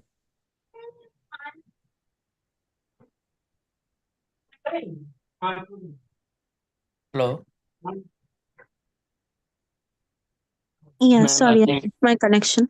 Yeah, can you please repeat the query? I'm not getting it properly. actually, ma'am, according to the exam, they are giving the some pseudocode and some equation is there, and there is a fill in the blanks is there. You have to fill that missing parts. So that is the main thing, ma'am. Yeah, mainly you have to do that only. I mean, you are never required to write actual pseudocode. You have to just pick it from the options. So ma'am, Okay. can you give some examples Ma'am, like what is 5, the 6 difference students between or if something and like while? that? If and while I just explained, if is what one time conditional statement and while is repetitive conditional.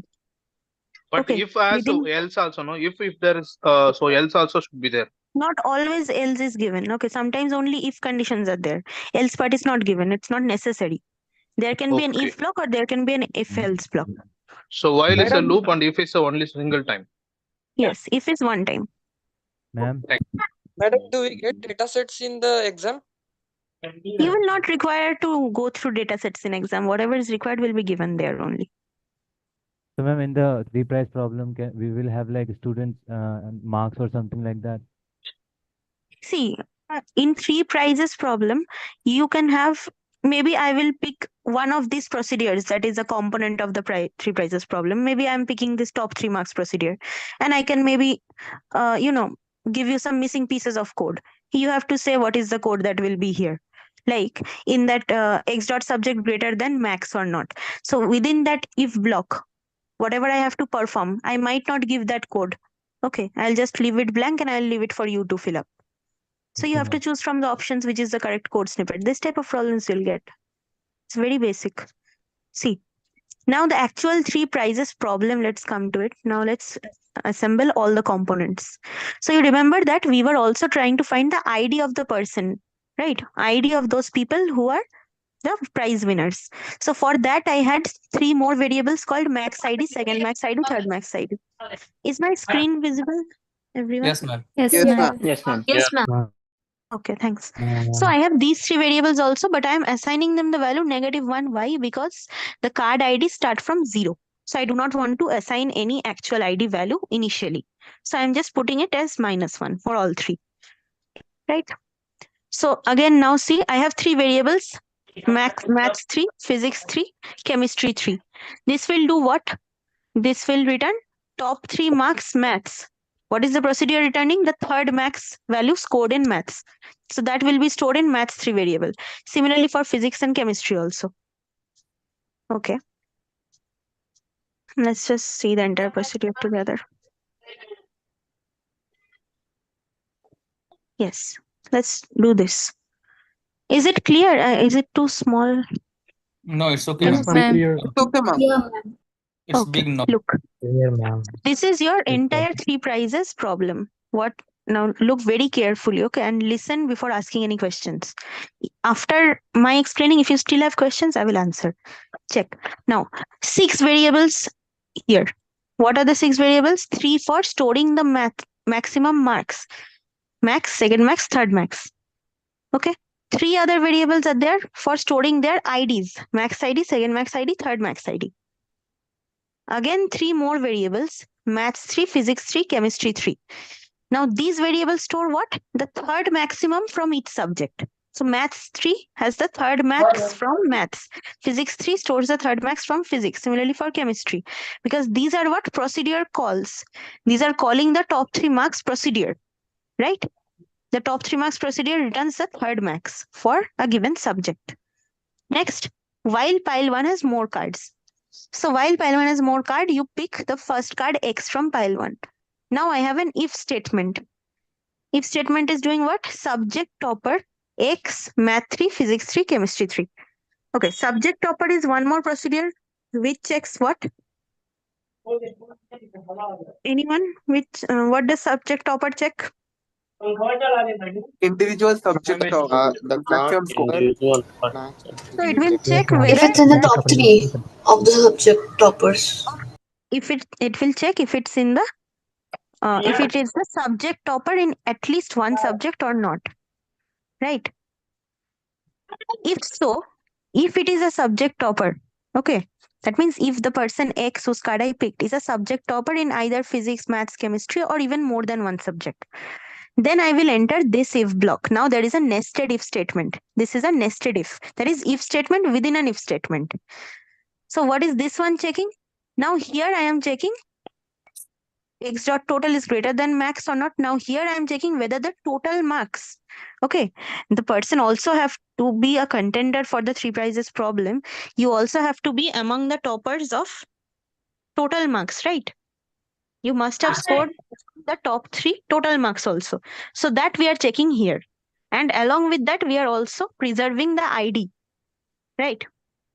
So whenever we are changing the marks of third max or second max, whenever we are updating them, we have to consequently update the ID also. Okay. Ma'am, what is a third max is equal to second max and so on? This is how you update the variables, right? You saw that procedure top 3 marks. So in that I showed you that there can be 3 possibilities. And can you give So numbers like, this person is Ma'am, scored continue, 73 please. and something like that? listen, let me finish this. So first, when I told you about top 3 marks procedure, what it was doing that it was finding top 3 in every subject, but it was returning just the third highest marks. So in that case, there were 3 different possibilities. So that same thing applies in case of total also. There are 3 different possibilities here also. Just like there were 3 different possibilities for subject wise, total marks also has those 3 possibilities. What? One thing is the card that you picked, its total marks can be greater than what is stored in max. In that case, you have to update all 3 variables starting from bottom, that is third max. So now third max contains the second max value, and second max contain the max value, and max will contain whatever is the total marks of X card, right? So I'm just saying in this procedure, what only change you're doing is that it is evaluating for total marks, and every time you update a variable, third max, second max, max, whatever it is, you have to update the ID also correspondingly, right? So if now third max contains the value contained previously in second max, so third max ID has to be changed to second max ID also, so that I know which student has scored what. Okay. So these 3 procedures are these 3 conditions are given here. First condition is X dot total is greater than max. Second is it falls between max and second max. And third is it falls between second max and third max. Okay. So after I finish all of this, if I return, okay, if I try to return all the IDs, first max ID, second max ID, third max ID, so that will be the answer for your 3 prizes problem, right? Still one thing remains is what? To check the gender, correct? So what did I say? What will I do if I see that all cards are from the same gender, either all 3 are male or all 3 are female? Sorry? See, if all cards are from same gender, then I just have to discard the third one, right? Or the least one. And I have to repeat the procedure again until I find a card from a different gender. So is 3 prizes problem clear to everyone? Totally clear? Yes, ma'am. Yes, ma'am. Yes, ma'am. Yes, ma'am. Any code snippet missing snippets you can fill up? Ma'am, how to get the number of student. Those are getting highest mark. You don't have to worry about what they have scored. Okay, their score will be stored in this variable: max, second max, third max. They will have the No, scores. ma'am. Actually, in the question they are asking like that, so we are confused. Acha, what was the question? Similar, ma'am. So total highest mark of the student. How many students in? So if they high- actually ask you the highest marks, in that case, you have to go through the data set. If the actual marks is being asked, So right? then we have Because to we do don't the know the whole marks. process and all those things. Yeah.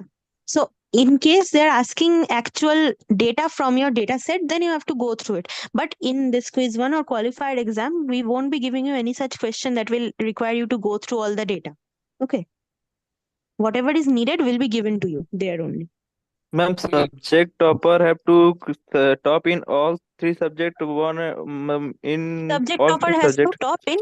Subject topper has to top in at least one subject, either maths or physics or chemistry. Right. And for example, like if we are selecting one file, first file, and we see that this person has scored this marks. So ma'am, we can't say that person is subject topper. So how can we do that? So that's why the subject topper procedure is there here. Here you pass that card X and the third highest marks from every subject as argument. And in this subject topper procedure, you check whether this person is a topper in any of these subjects. Okay, ma'am. Right. That means if they have scored greater than or equal to the third highest in any subject, that means they're among the toppers in that subject. Okay, ma'am. Okay. So I hope it is clear. Any more queries from three prizes problem? Ask right now before I move on to 4. Hello, ma'am. Hello. Yeah.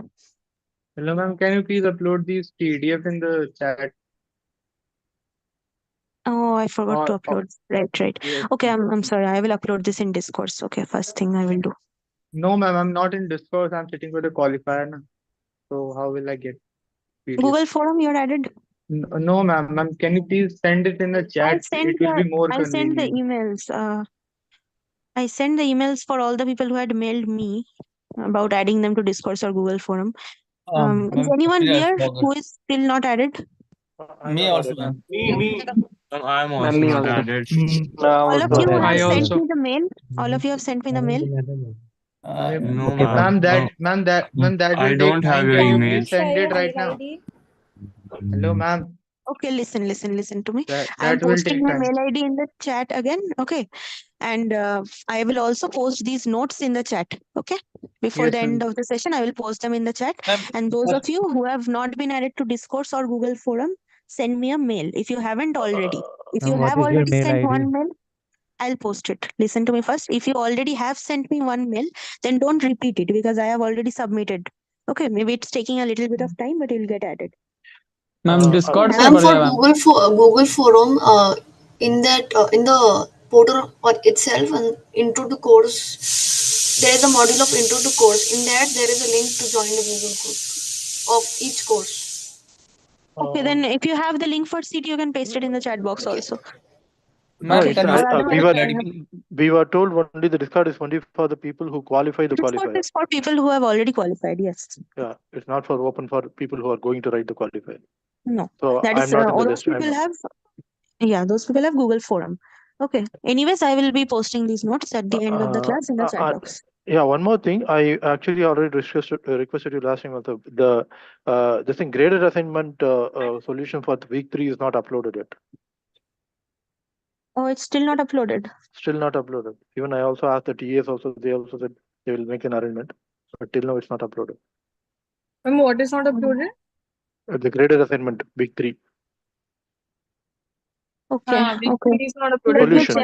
Solution. Okay, let me just check with Piyush Yes. sir once. I will ask him to upload today. Ma'am, can you write your email ID in the chat box? Yeah, 1 second. First, tell me, is my screen visible for week 4 Yes, ma'am. slides? Can Yes, you see? of course. Yes, Yeah, yeah. ma'am. Okay, I'm Hello, typing my ma'am. email ID into the chat.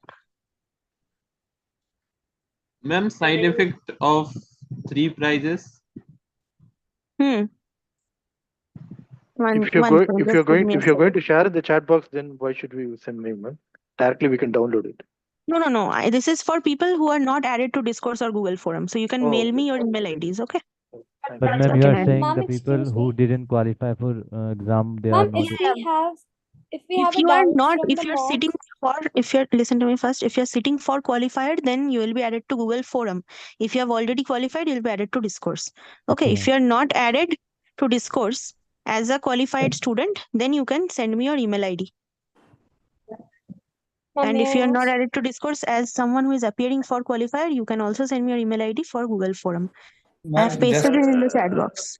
Okay, ma'am. Okay, now Ma'am, everyone mute yourself, okay? No more questions now. Everyone mute.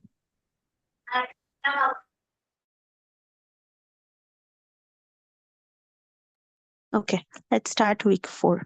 So week 4, very specific topics I'm just going to go through once, then we will just take questions, a few questions, okay? So reducing comparisons, one thing we observed is, what is one of the ways of reducing comparison? Binning. Binning is a concept of what? Making small groups or small bins, right? And then we perform the comparisons. Instead of the whole data set, we perform comparison within a particular bin. Okay, like in this example, we saw that if there are 5 elements A, B, C, D, E, okay, and I want to compare each element with all other element, right? Okay, let's go to the main slide where all the information is. Yeah. So if I want to compare A with B, C, D, E, again B with A, C, D, E, that means every element with every other element. So how many total number of comparisons will I need? For n objects, number of comparisons required will be n into n minus 1 by 2, right? All of you saw how this formula came to be. Yes, ma'am. Next. Yes, ma'am. So I can also get this from what? NC2, that is combinations, choosing two objects from n objects. I can choose it in NC2 number of ways, right? So n into n minus 1 by 2 is what? Total number of comparisons for n objects. Now, total number of pairs is how many? N cross n pairs of elements, right? So from this, you can reduce self-comparisons. Self-comparisons like A is compared with A, B is compared with B.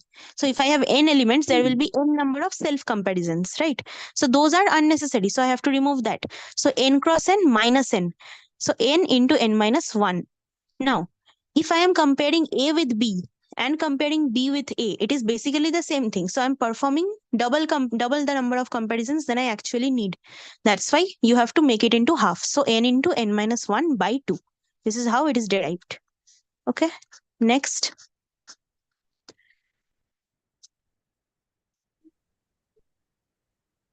Okay, now we will see what is binning. So these, now say I have 9 elements.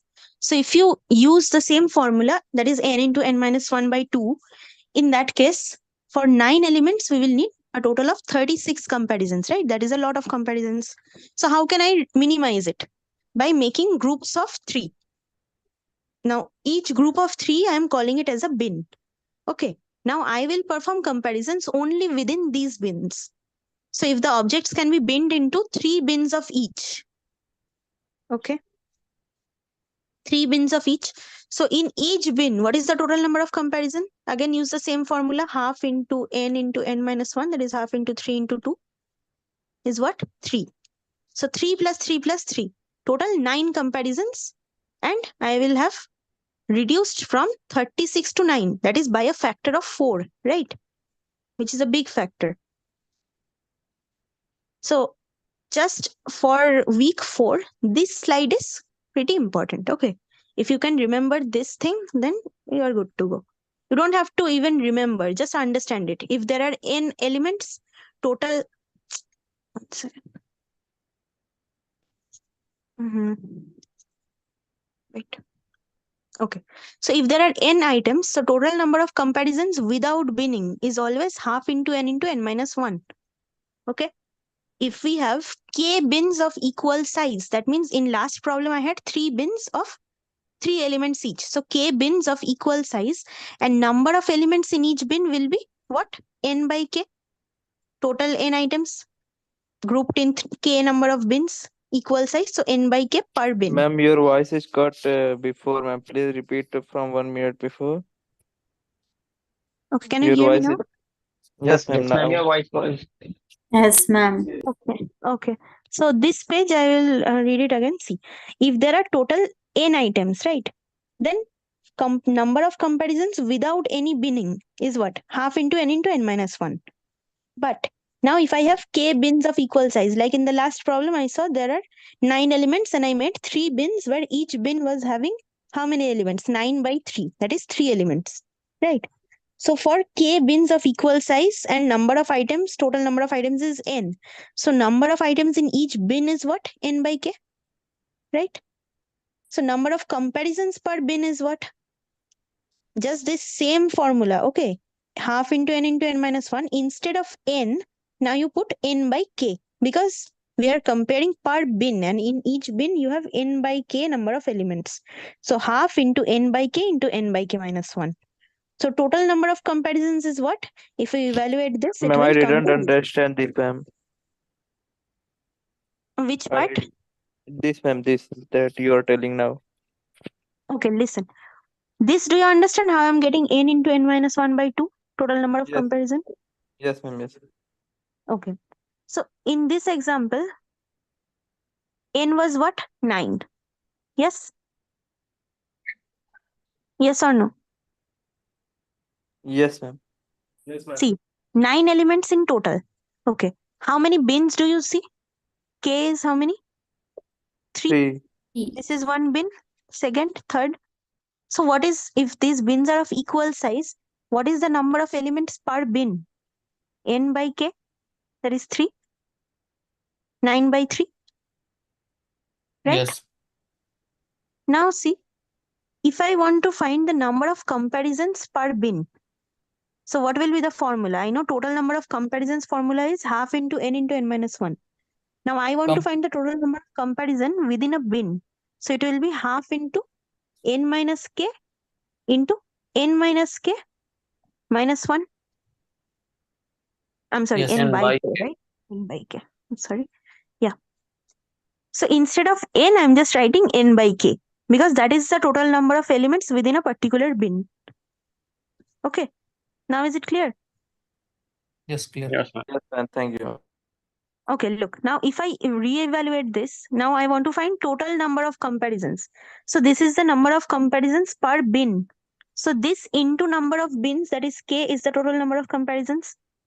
So k into this whole thing will evaluate to this formula.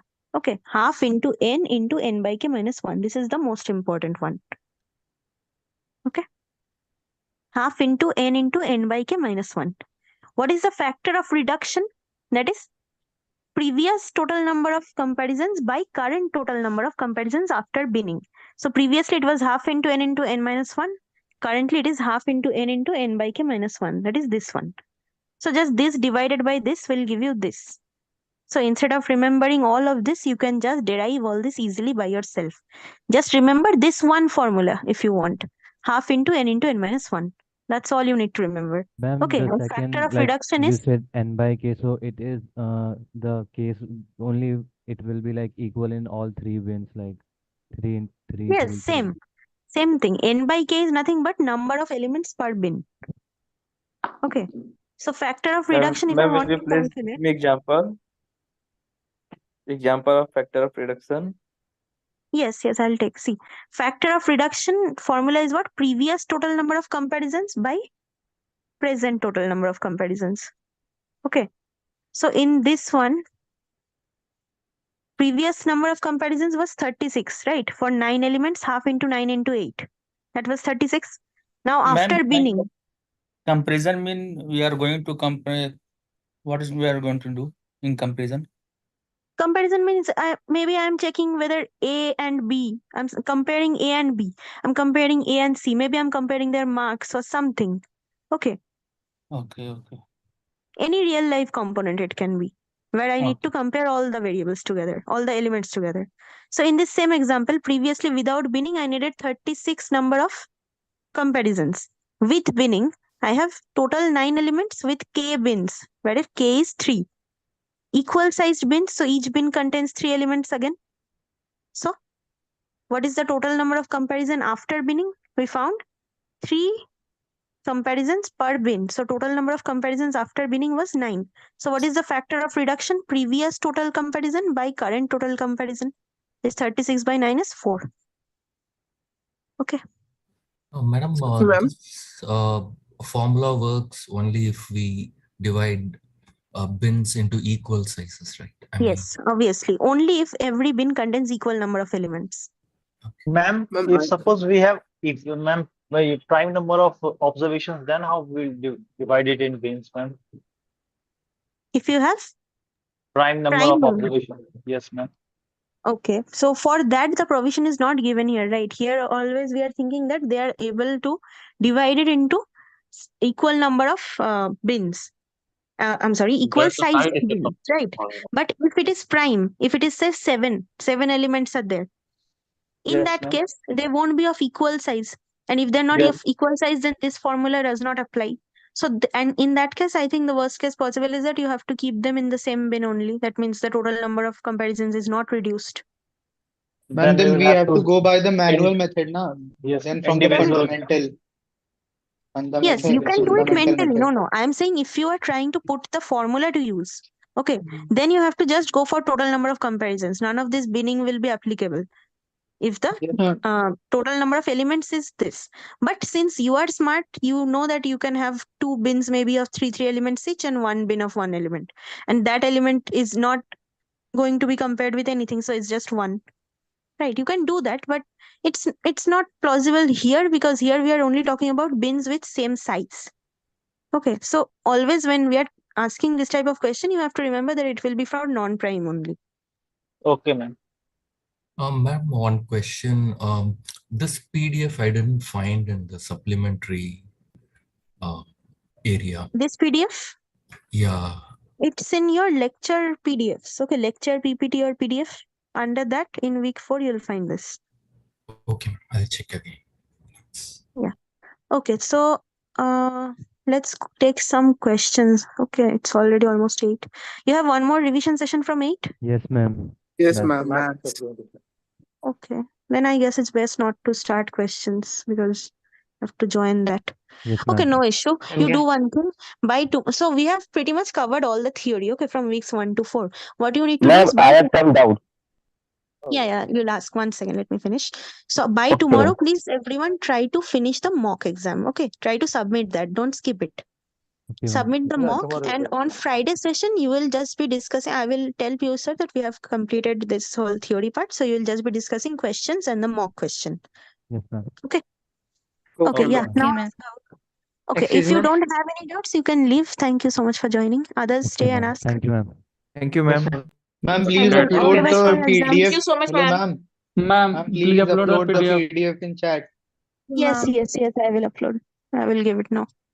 Ma'am, can you please open the portal?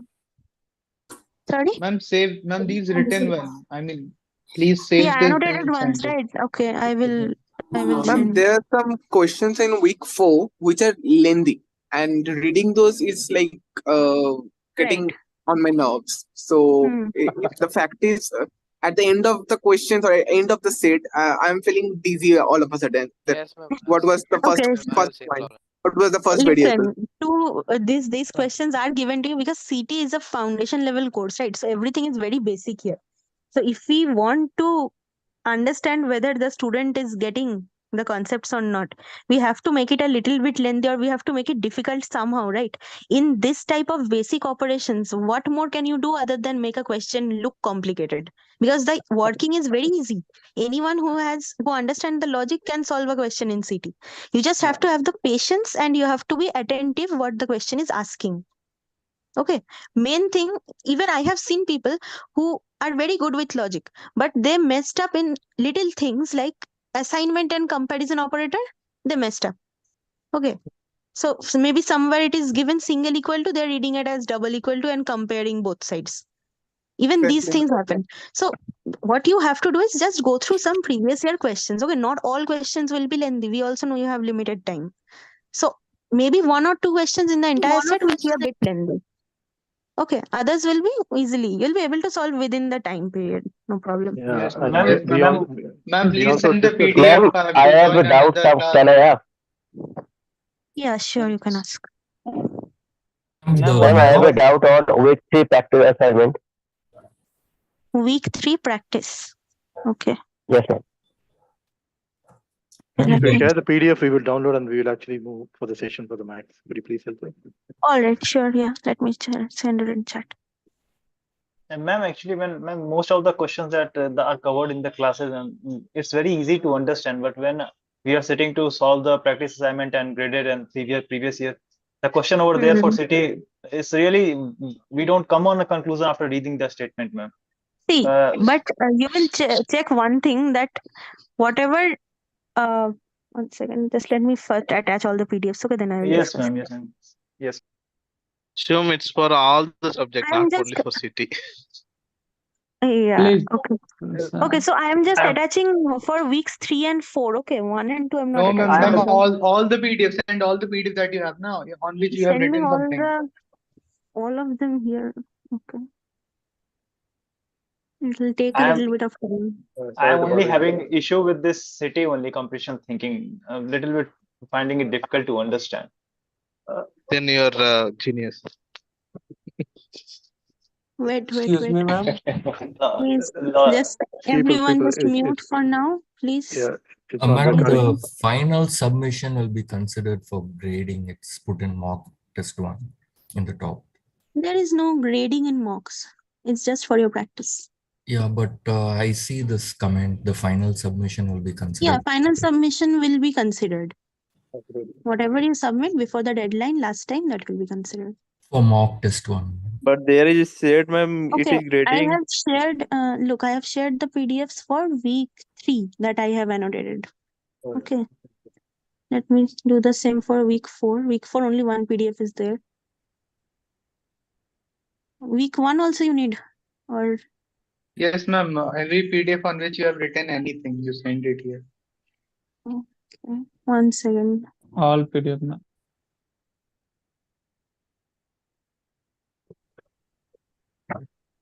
Ma'am, if we have a doubt in mock test, will you be resolving it right now or after the deadline? Can you please ask all the mock doubts in the next class? Okay. I am not taking much doubts today also. I'm just going to take a few, 1 or 2 When is doubts. our Mock next test, class? I Tomorrow? cannot discuss now, right? So, next class is Friday, 6 to 8.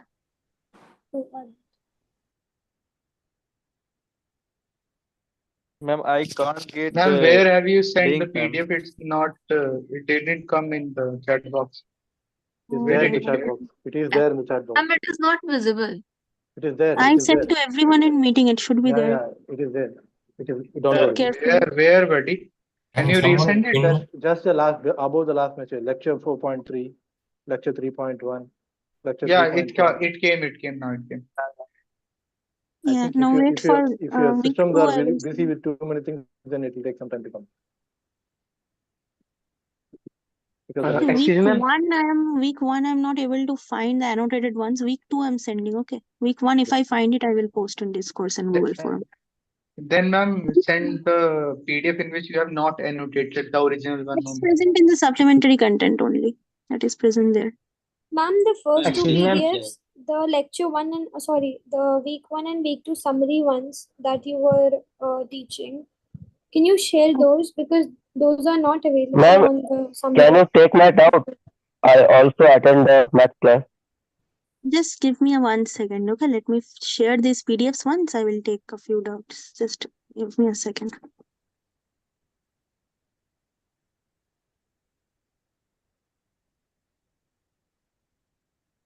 So all are there in the supplementary content, or this different? This is The week wise summary are present under the weeks 1 and 2 only. Okay. Okay. This is week 1 summary I've posted, and week 2 summary also. Okay, everything I've sent except the week 1 annotated slides. I cannot find that. But week Ma'am, 1, week just 3. this Ma'am, first week one is 3. enough. Week 3 also I've posted. Okay. Ma'am, week 3 is not there. Not there? No, Okay, let me there on the repost it. 3.7 is there on the top. I will repost week there 3 on one more time. 3.1 is there. 1 second. 3.1, 3.6 is there. Also 3.7, 8 and 9.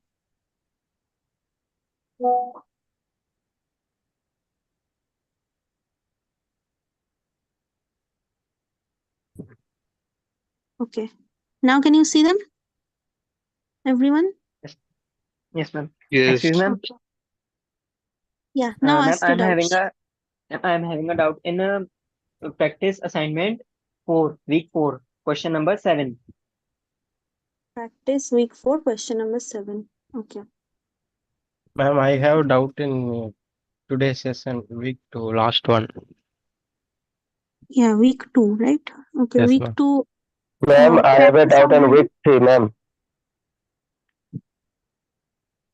Listen, I will just be taking 2 doubts today. Okay, I do not have the energy. So you can ask the rest of the doubts in the Friday session. Okay, there we will be only discussing questions, so plenty of time to ask doubts. So let's take just 2 doubts for now. Ma'am, Okay, I'm first having this doubt because I have to practice. also Okay, in practice the 3. What doubts do you have? First, tell me one by one. Friday, ma'am will you practice take the session? assignment question Friday number PSL will take. Okay, thank you so much. Thanks for everything. Ma'am, Thank you. ma'am, all the class in evening Ma'am, only. I so don't need to explain all of the question. I have so few doubts and steps. Okay, just tell me practice assignment week 3. What doubt do you have? Which question? Yeah, 9, 10, and 12. Ma'am, my doubt is link is not given to me, ma'am. I don't get link from official office or Link for class? official. Yes, ma'am. That is in the I take, calendar. Have you added the calendar? but ma'am, my calendar is not show anything. No, if you have added the calendar, it should show the links for every live session. No, ma'am, I can't get it from there. I Okay, get it then from the just group. do one thing. Take a So go to the screenshot. site for that. Okay, Where? take a. There is an option, no? Calendar option in the website Hello, dashboard. ma'am. Yeah, but there is not Can anything in my calendar. you It was a explain practice assignment Do you download Google Calendar? 1 second, 1 second. Everyone just mute for I a am. second. Listen, if you have added the calendar and it's still not showing, you send me a mail with an attached question screenshot of what you are saying. Okay? Ma'am, on Yes, ma'am. the chat, Okay, I ma'am. sent a doubt. Ma'am, actually, me also Zoom calendar showing only two classes only. Other than No, nothing no. showing. You just send me a mail with that attached screenshot of what you're saying. Okay? Then I'll It's check. okay. I have a short inquiry. Ma'am, how many questions we can expect from CT in quiz 1? Have you checked the previous year papers? How many questions No, are ma'am. there?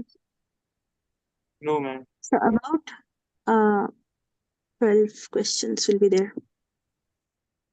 About 12 questions, okay? Thank you Okay, so much, ma'am. ma'am. I'll take lead now. Thank you.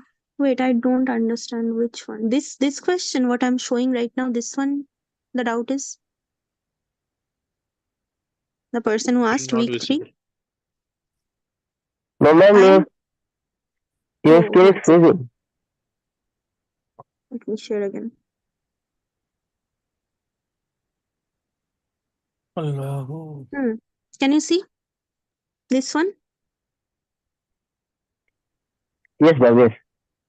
Okay, what is the doubt?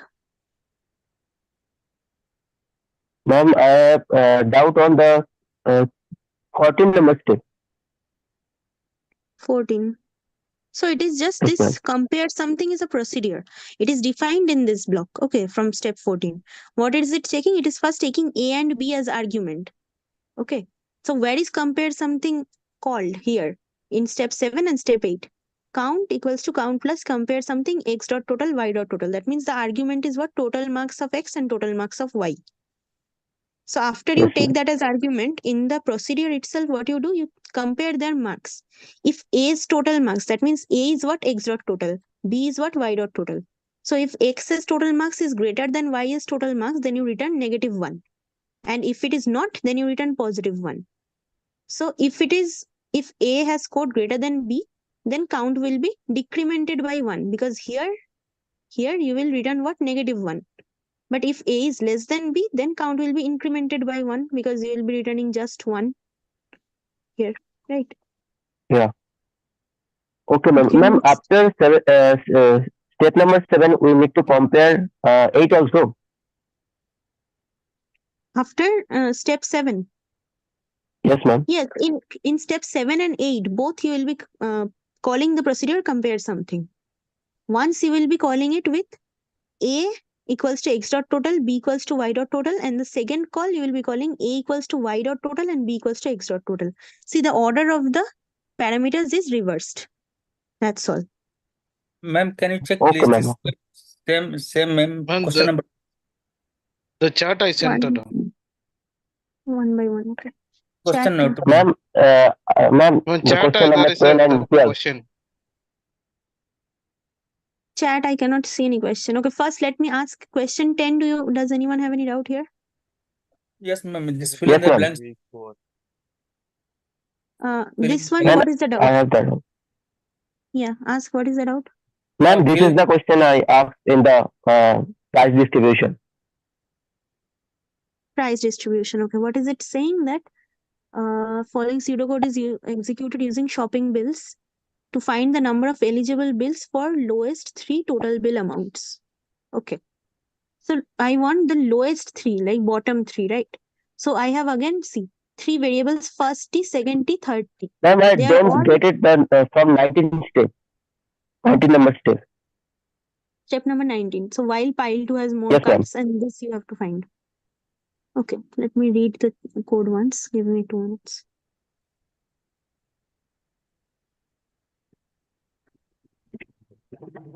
And Okay. why pile 2 has more cards? So after you read a card in pile 1 and execute all these if blocks, see this statement? Yes, ma'am. After every iteration. So you're moving that card to pile 2. So at the end of this while loop, right? At the end of this while loop, all the cards will be in pile 2. So Yes, ma'am. only after step 17 is done, then you will come to this count, right? That means only after this while block is completed, all the iterations are completed till step 17. Okay. This till step ma'am. 17, this is what repetitive block of code. So this will be repeated again and again till pile 1 is exhausted. Once pile 1 is exhausted, you assign count to 0 and then come to step 19 where another while block is starting. Now, what is your condition here? Now, you have to check that what are the bottom 3, right? Yes, so ma'am. X, what is the code snippet that is missing? Read the top card from X pile 1, some code snippet, move it to pile 1. Okay, read from pile 2, move it to pile 1. So what are the options? If total bill amount is less than third. Okay. If total bill amount. So Yes, ma'am. what we are trying to see is how many people have, how many people are within the bottom 3. Understood? Yes, That means ma'am. how many cards have total bill amount that is within the bottom 3. So if it is within the bottom 3, that means what? Third is what? The third lowest. So if it is less than third lowest or equal to third lowest, then we know that it is among the bottom 3. Yes or no? Third is Yes, third ma'am. lowest, second is second lowest, first is lowest. So if it is less than Oh. equal to third lowest, that means it is one of the bottom 3 cards. So this should be the answer. Not greater than. Okay, we are trying to find less than. Yes. Excuse me. Okay, ma'am. Okay. Second question, ma'am, please. Which one? Second Ma'am, question. number 12, ma'am. This one. Okay, Second, this ma'am. one. Anyone has any other question from here? Okay, let me take 12, then I will go to second question. Okay, but that's the last one I'm taking today. Okay, check here. I The sent in the following- chat. Half an hour, please take my question from week 4. Ma'am, I think there is a mistake or answer mistake. Here is the question answer is wrong.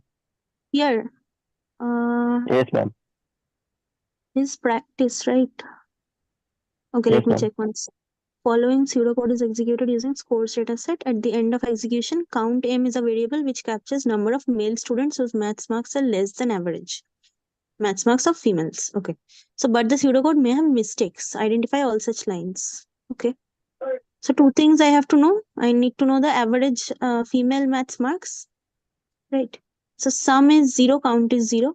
Again, I'm taking from pile 1. Sum and count. Okay. Ma'am, if we see the procedure, there 16 and we compare with the fourth step, then we can see that there is an error. What's the error? See, Y 16 and is X. doing what? It is add marks. So every time I find a card that belongs to a female, right? I add that marks to sum f. And I also maintain a variable called count f to count the total number of female marks, right? Total number of female cards, I'm sorry. Count f is keeping count of total number of female cards. And sum f is doing the same, but it is calculating the total sum of female maths marks. Ma'am, Okay. procedure Then, at marks in the bracket Y, and in the step 4, their at marks is X. no, X this card. is what you are calling a procedure here, right? When you call, you just write whatever you want to pass as argument. This is the procedure definition. This is the definition. So here Y is what? When you are calling add marks, you are setting Y to X. X is what? The card that you picked. Okay, this is a procedure. Whenever you call a procedure, you use the actual arguments that you want. So you want the arguments X, sum and count. So here, when you are calling, then it will look like procedure add marks X, sum, count. Instead of Y, you will consider X. Instead of sum F, you will consider sum. Instead of count F, you will consider count. Okay, it will do the same thing, but these are what? These are arguments. This is user specified, right? And when do you specify? When you call it. So I don't see anything wrong in this part. Yeah, ma'am. In step 11, there is no gender. It's not Let considering. me Yeah, check once.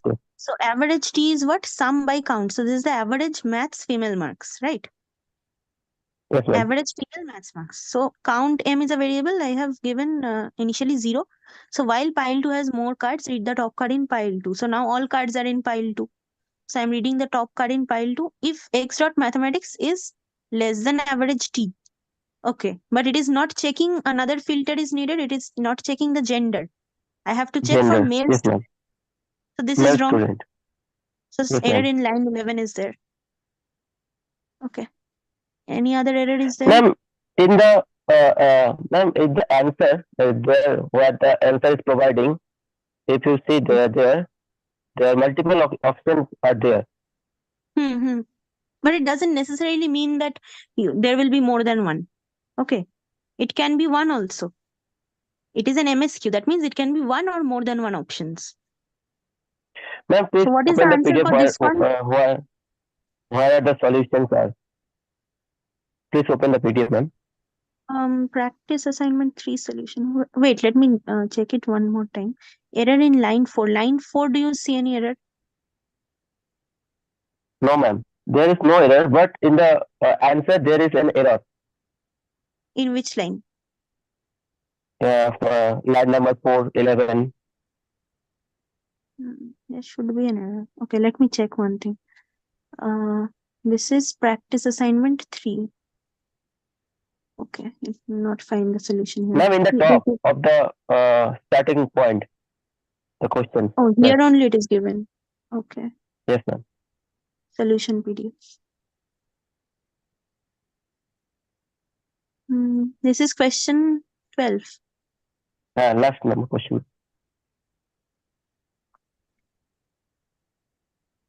So this one. Okay, Yes, what is ma'am. the solution? They are saying that, okay, this is okay.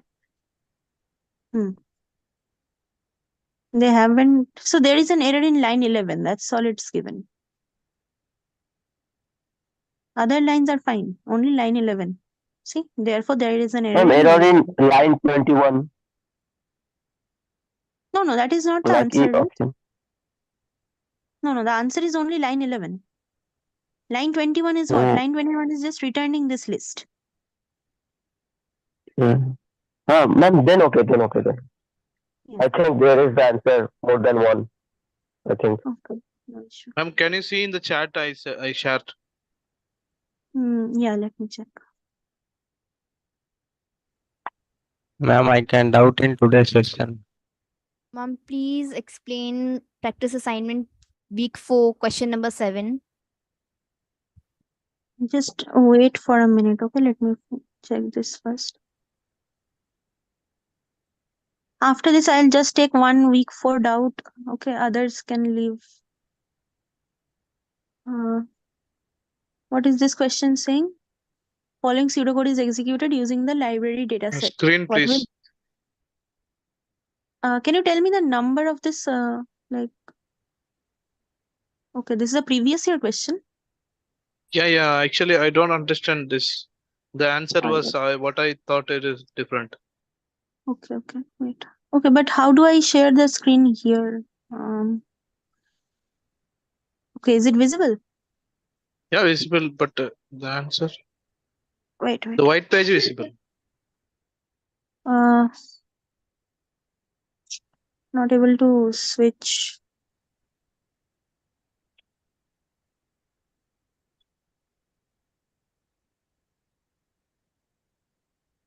This?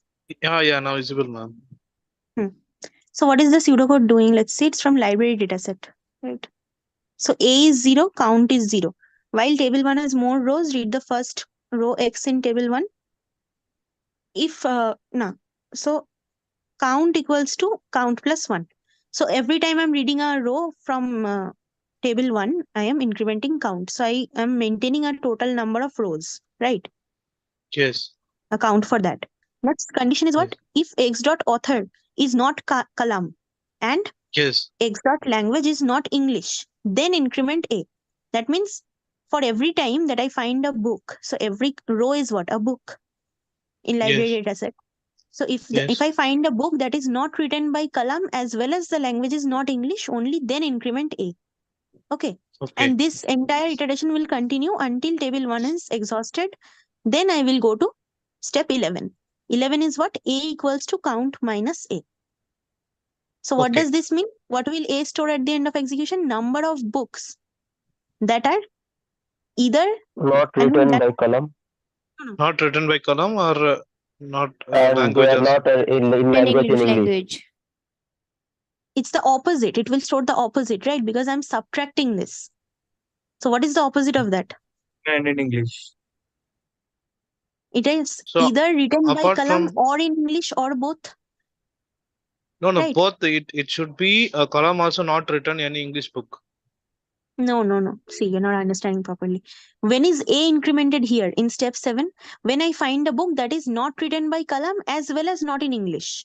Both conditions are true, right? Yes. But at the end, I am storing A equals to count minus A. So count is total number of cards.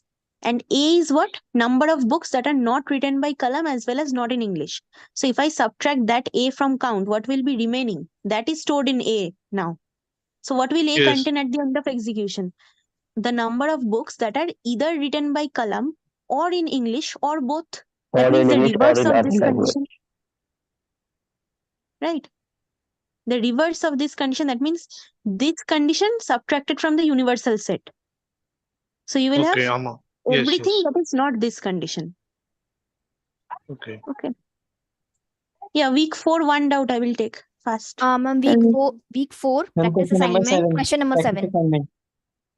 Practice. Ma'am, week 2 today lecture last one. Yeah, practice only I'm taking. So practice which one? Week Which 4, Question number 7. question number 7. 1 second. Let me open it first. Week 4, question 7, practice assignment.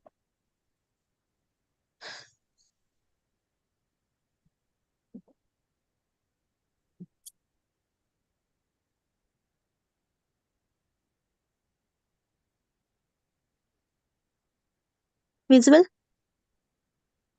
Yes, ma'am. Question number 7. This one, right? Yes. So Ma'am, let's what is see the what meaning of line 18? line 18. Okay, this I Yes, ma'am. just said in the beginning, if B. When will this block of code be executed? If B is true. Okay, if B means if B is true, then execute this block, otherwise don't. If B is false, then count won't be incremented. Fine. Let's start from the beginning. This is from words dataset. So words dataset looks like what? Each card in words dataset has some word written on it, and the part of speech that that word belongs to, whether it is a noun or adjective or adverb, whatever, and the letter count of that word, right? And the sequence number of the card. Okay. So first I have count variable assigned to 0. 0 assigned to count variable. While table 1 has more rows, read the first row in table 1. Okay, so I'm picking up the first card from table 1, reading it, moving it to table 2. So first I variable is assigned 1, A is assigned false, B is assigned false. This is initialization step. Okay, so count is initialized to 0, I to 1, A and B both to false. So while I less than equal to x dot letter count. So this is what? I am imposing a condition, but repetitive, right? Because within while. So while I less than equal to x dot letter count, whatever letter you picked, maybe I picked a letter, maybe I picked a word which is a noun. Let's say fly, F-L-Y. Okay. Maybe it is a word in the words data set. So what is the letter count of fly? 3. Yes. So in first iteration, I is 1. So is 1 less than equal to 3? Will this be true or false? How to get mem 3? True. I'm just taking a random word. Okay, I'm just saying maybe the word I have in X card is fly, F-L-Y. Okay, ma'am. Okay. So letter count is 3. So first iteration, 1 is less than equal to 3. Right? True. So I will enter the if block. So if ith letter of, I will enter the while block. Within this now I have an if statement. If the ith letter of X word is a vowel. So what is I currently? 1? Yes. Not 3. X dot letter count is 3. I is 1 in first iteration. So ith Yes. letter of Hello, ma'am. X word is a vowel. So you tell me, is Hello, ma'am. Yeah. I am audible, ma'am. Yes, go on. What is the timing will session will end, ma'am? Because math session will be started. No, I told you, right? If you don't have any queries from here, you can leave. I'm not discussing anything new. I will just complete this question, then end the session. Okay, ma'am. Okay. Okay, see. So if ith letter of X word is a vowel, I is what? 1. So is the first letter a vowel in F-L-Y? No. No. So enter the nested if. Will I enter it? If A, this block will I enter? No. No. No. Okay. So what will I do? I will skip this entire if block and go to the else part. What is the else part doing? Assigning false to A, right? And then I am incrementing I. So now A is false and I is 2. Right? Everyone with me till now? Yes, ma'am. Yes, ma'am. Okay. No, ma'am. Next iteration. What? Sorry? No, I did not understand. See, fly is a word I have taken. F-L-Y.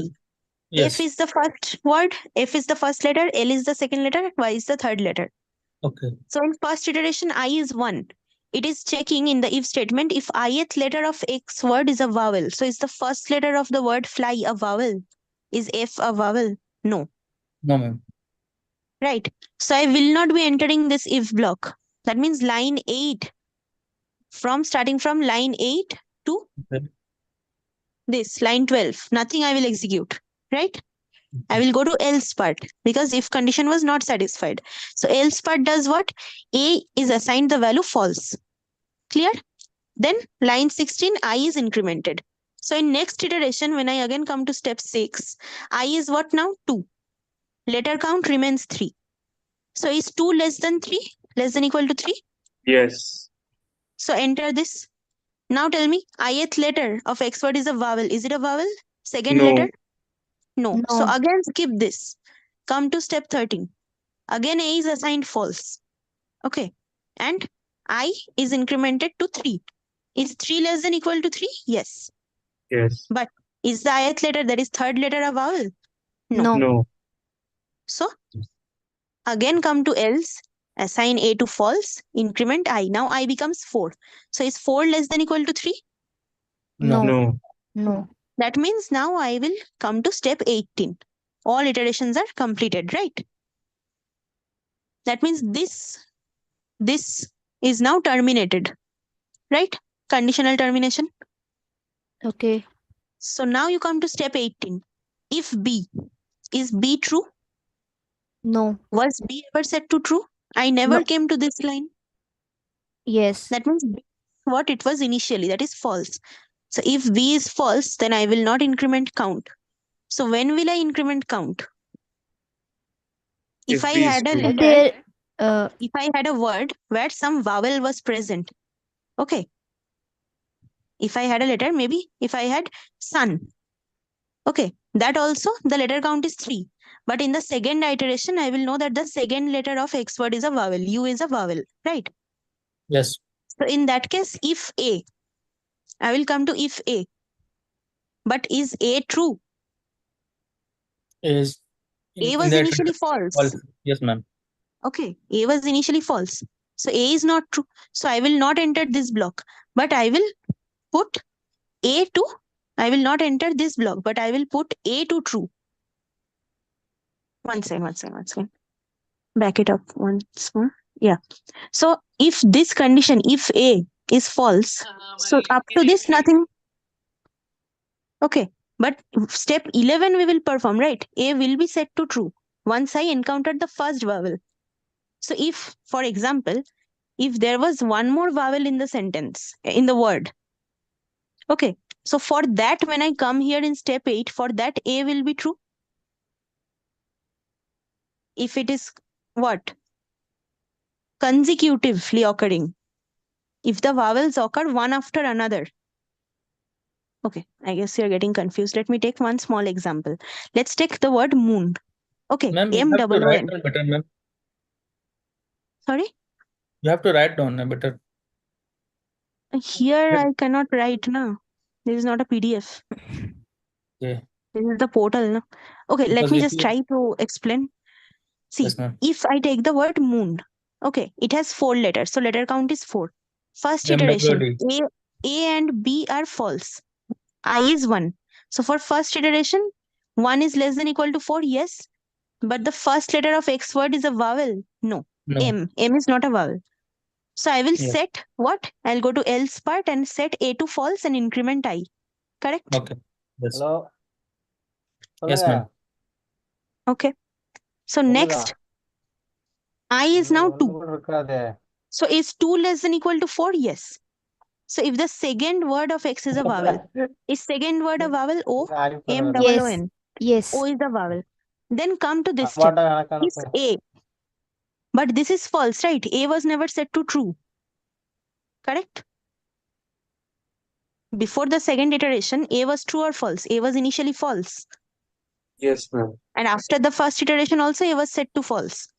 So this Yes. if, will I enter the block? No. No. But I will execute 11. Right? Line 11, where I set A to true. It is outside the if block. Correct? It is in this if block. This whole if. But this nested if I am not executing. So now A is true. Now I equals to I plus 1. So I is 3. Again you check, is 3 less than equal to 4? Yes. So is the third letter a vowel in the word Yes. moon? Yes. Yes. So now come to this line. If A. Is this true now? Yes. Yes. A was set to true. So this is now true. Okay. Now you set B to true within this. B is Okay. false. And then again increment I equals to I plus 1. Okay. So is 4 less than equal to 4? Yes. Yes. Is the ith letter a vowel? Is N a vowel? No. No. Fourth letter is not a vowel. So I will go to what? The else Else part. block. Else block. So A again set to false. Okay. So I equals to I plus 1. Now I is 5. Is 5 less than equal to 4? No. No. So I have exhausted my iterations. I will come to line 18. So what is B at this point? True or false? True. True. So count will be incremented by 1. So now tell me, when is count getting incremented? When there are consecutive vowel pairs, right? Right. So what is the answer here then? Number of words with at least one pair of vowels occurring consecutively. Okay. Okay. Got it. Thank you, ma'am. Ma'am, I was thinking about it that in line 11, we have written A equals to true. It is not in the nested if or nested if else statement. So can No. we adjust A equals to true between line 15 and 16? 15 and There will 16. will No, I see, think there will be no see, problem. this part, no, see this. A is set to true when it is not part of the nested if, but it is part of this if, right? It Yes, has to ma'am. occur in this if block. This Yes, else that you see is the else of the outer if, not the inner if. Okay, see the inner if block ends here only, and the outer if block ends where? Here. After that, the else starts. That means this else corresponds to this if. Okay, ma'am. Okay, Thank you, so ma'am. this line 11 cannot be changed. Okay. Okay, so all other doubts, please ask in Friday session. All right, and all the best for your Ma'am, exams. last doubt one. Okay, which one? Tell me. Today lecture, ma'am. Week two, last Yeah. one. Week 4 practice assignment. No, ma'am. Today revision lecture, week two, last one. Week 2. Yes, ma'am. Week 2, last slide. You're asking. Yes, ma'am. Okay, 1 second. Let me open it.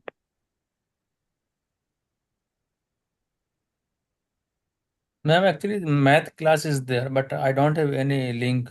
How to join? It should be in your calendar if you have added math, right? No, it's not coming. Only English and today's city coming. Maybe you can ask your friends for now for the link because I don't have the math class link. In the YouTube, not possible to get. Yeah, YouTube also you can watch the live streaming there. Yeah, But just you cannot get just you cannot get the class link there. yes, but If you if know I have anyone, you doubt, can so I ask them cannot. for the link. I do not have the link of math session. Maybe somebody send. Okay, look, here what is the question? This part. Yes, ma'am. Okay. See, this is just showing that there are two types of conditional executions. Okay. One is one-time execution, one is repeated execution. So this if block or this if else block of code, these are called one-time execution. Why? Because this condition is checked only once. I never ma'am. say if pile 1 has more cards here, right? I'm checking something like if A double equals to B, that is if A is exactly equals to B, then execute this code. If not, then go to the else block. So these are executed only once, but the while repetition, it's like while when I put a condition here, that is while pile 1 has more cards. That means I will keep on picking the cards until this condition is exhausted or it is proved to be false. Okay. So this is basically repeated execution, but it is also conditional because you are following some condition here. So both of these are conditional. One is just done once and one is done repeatedly until the condition proves to be false. Yes, Okay. Okay. Thank you, ma'am. Thank you, All ma'am. right. Yeah. Thank you, Thank ma'am. you. Please study well for your exams. Yes, ma'am. Thank you, ma'am. Maybe I have Thanks. 4th August. Yeah. Do well. All the best, everyone. Thank you. Okay.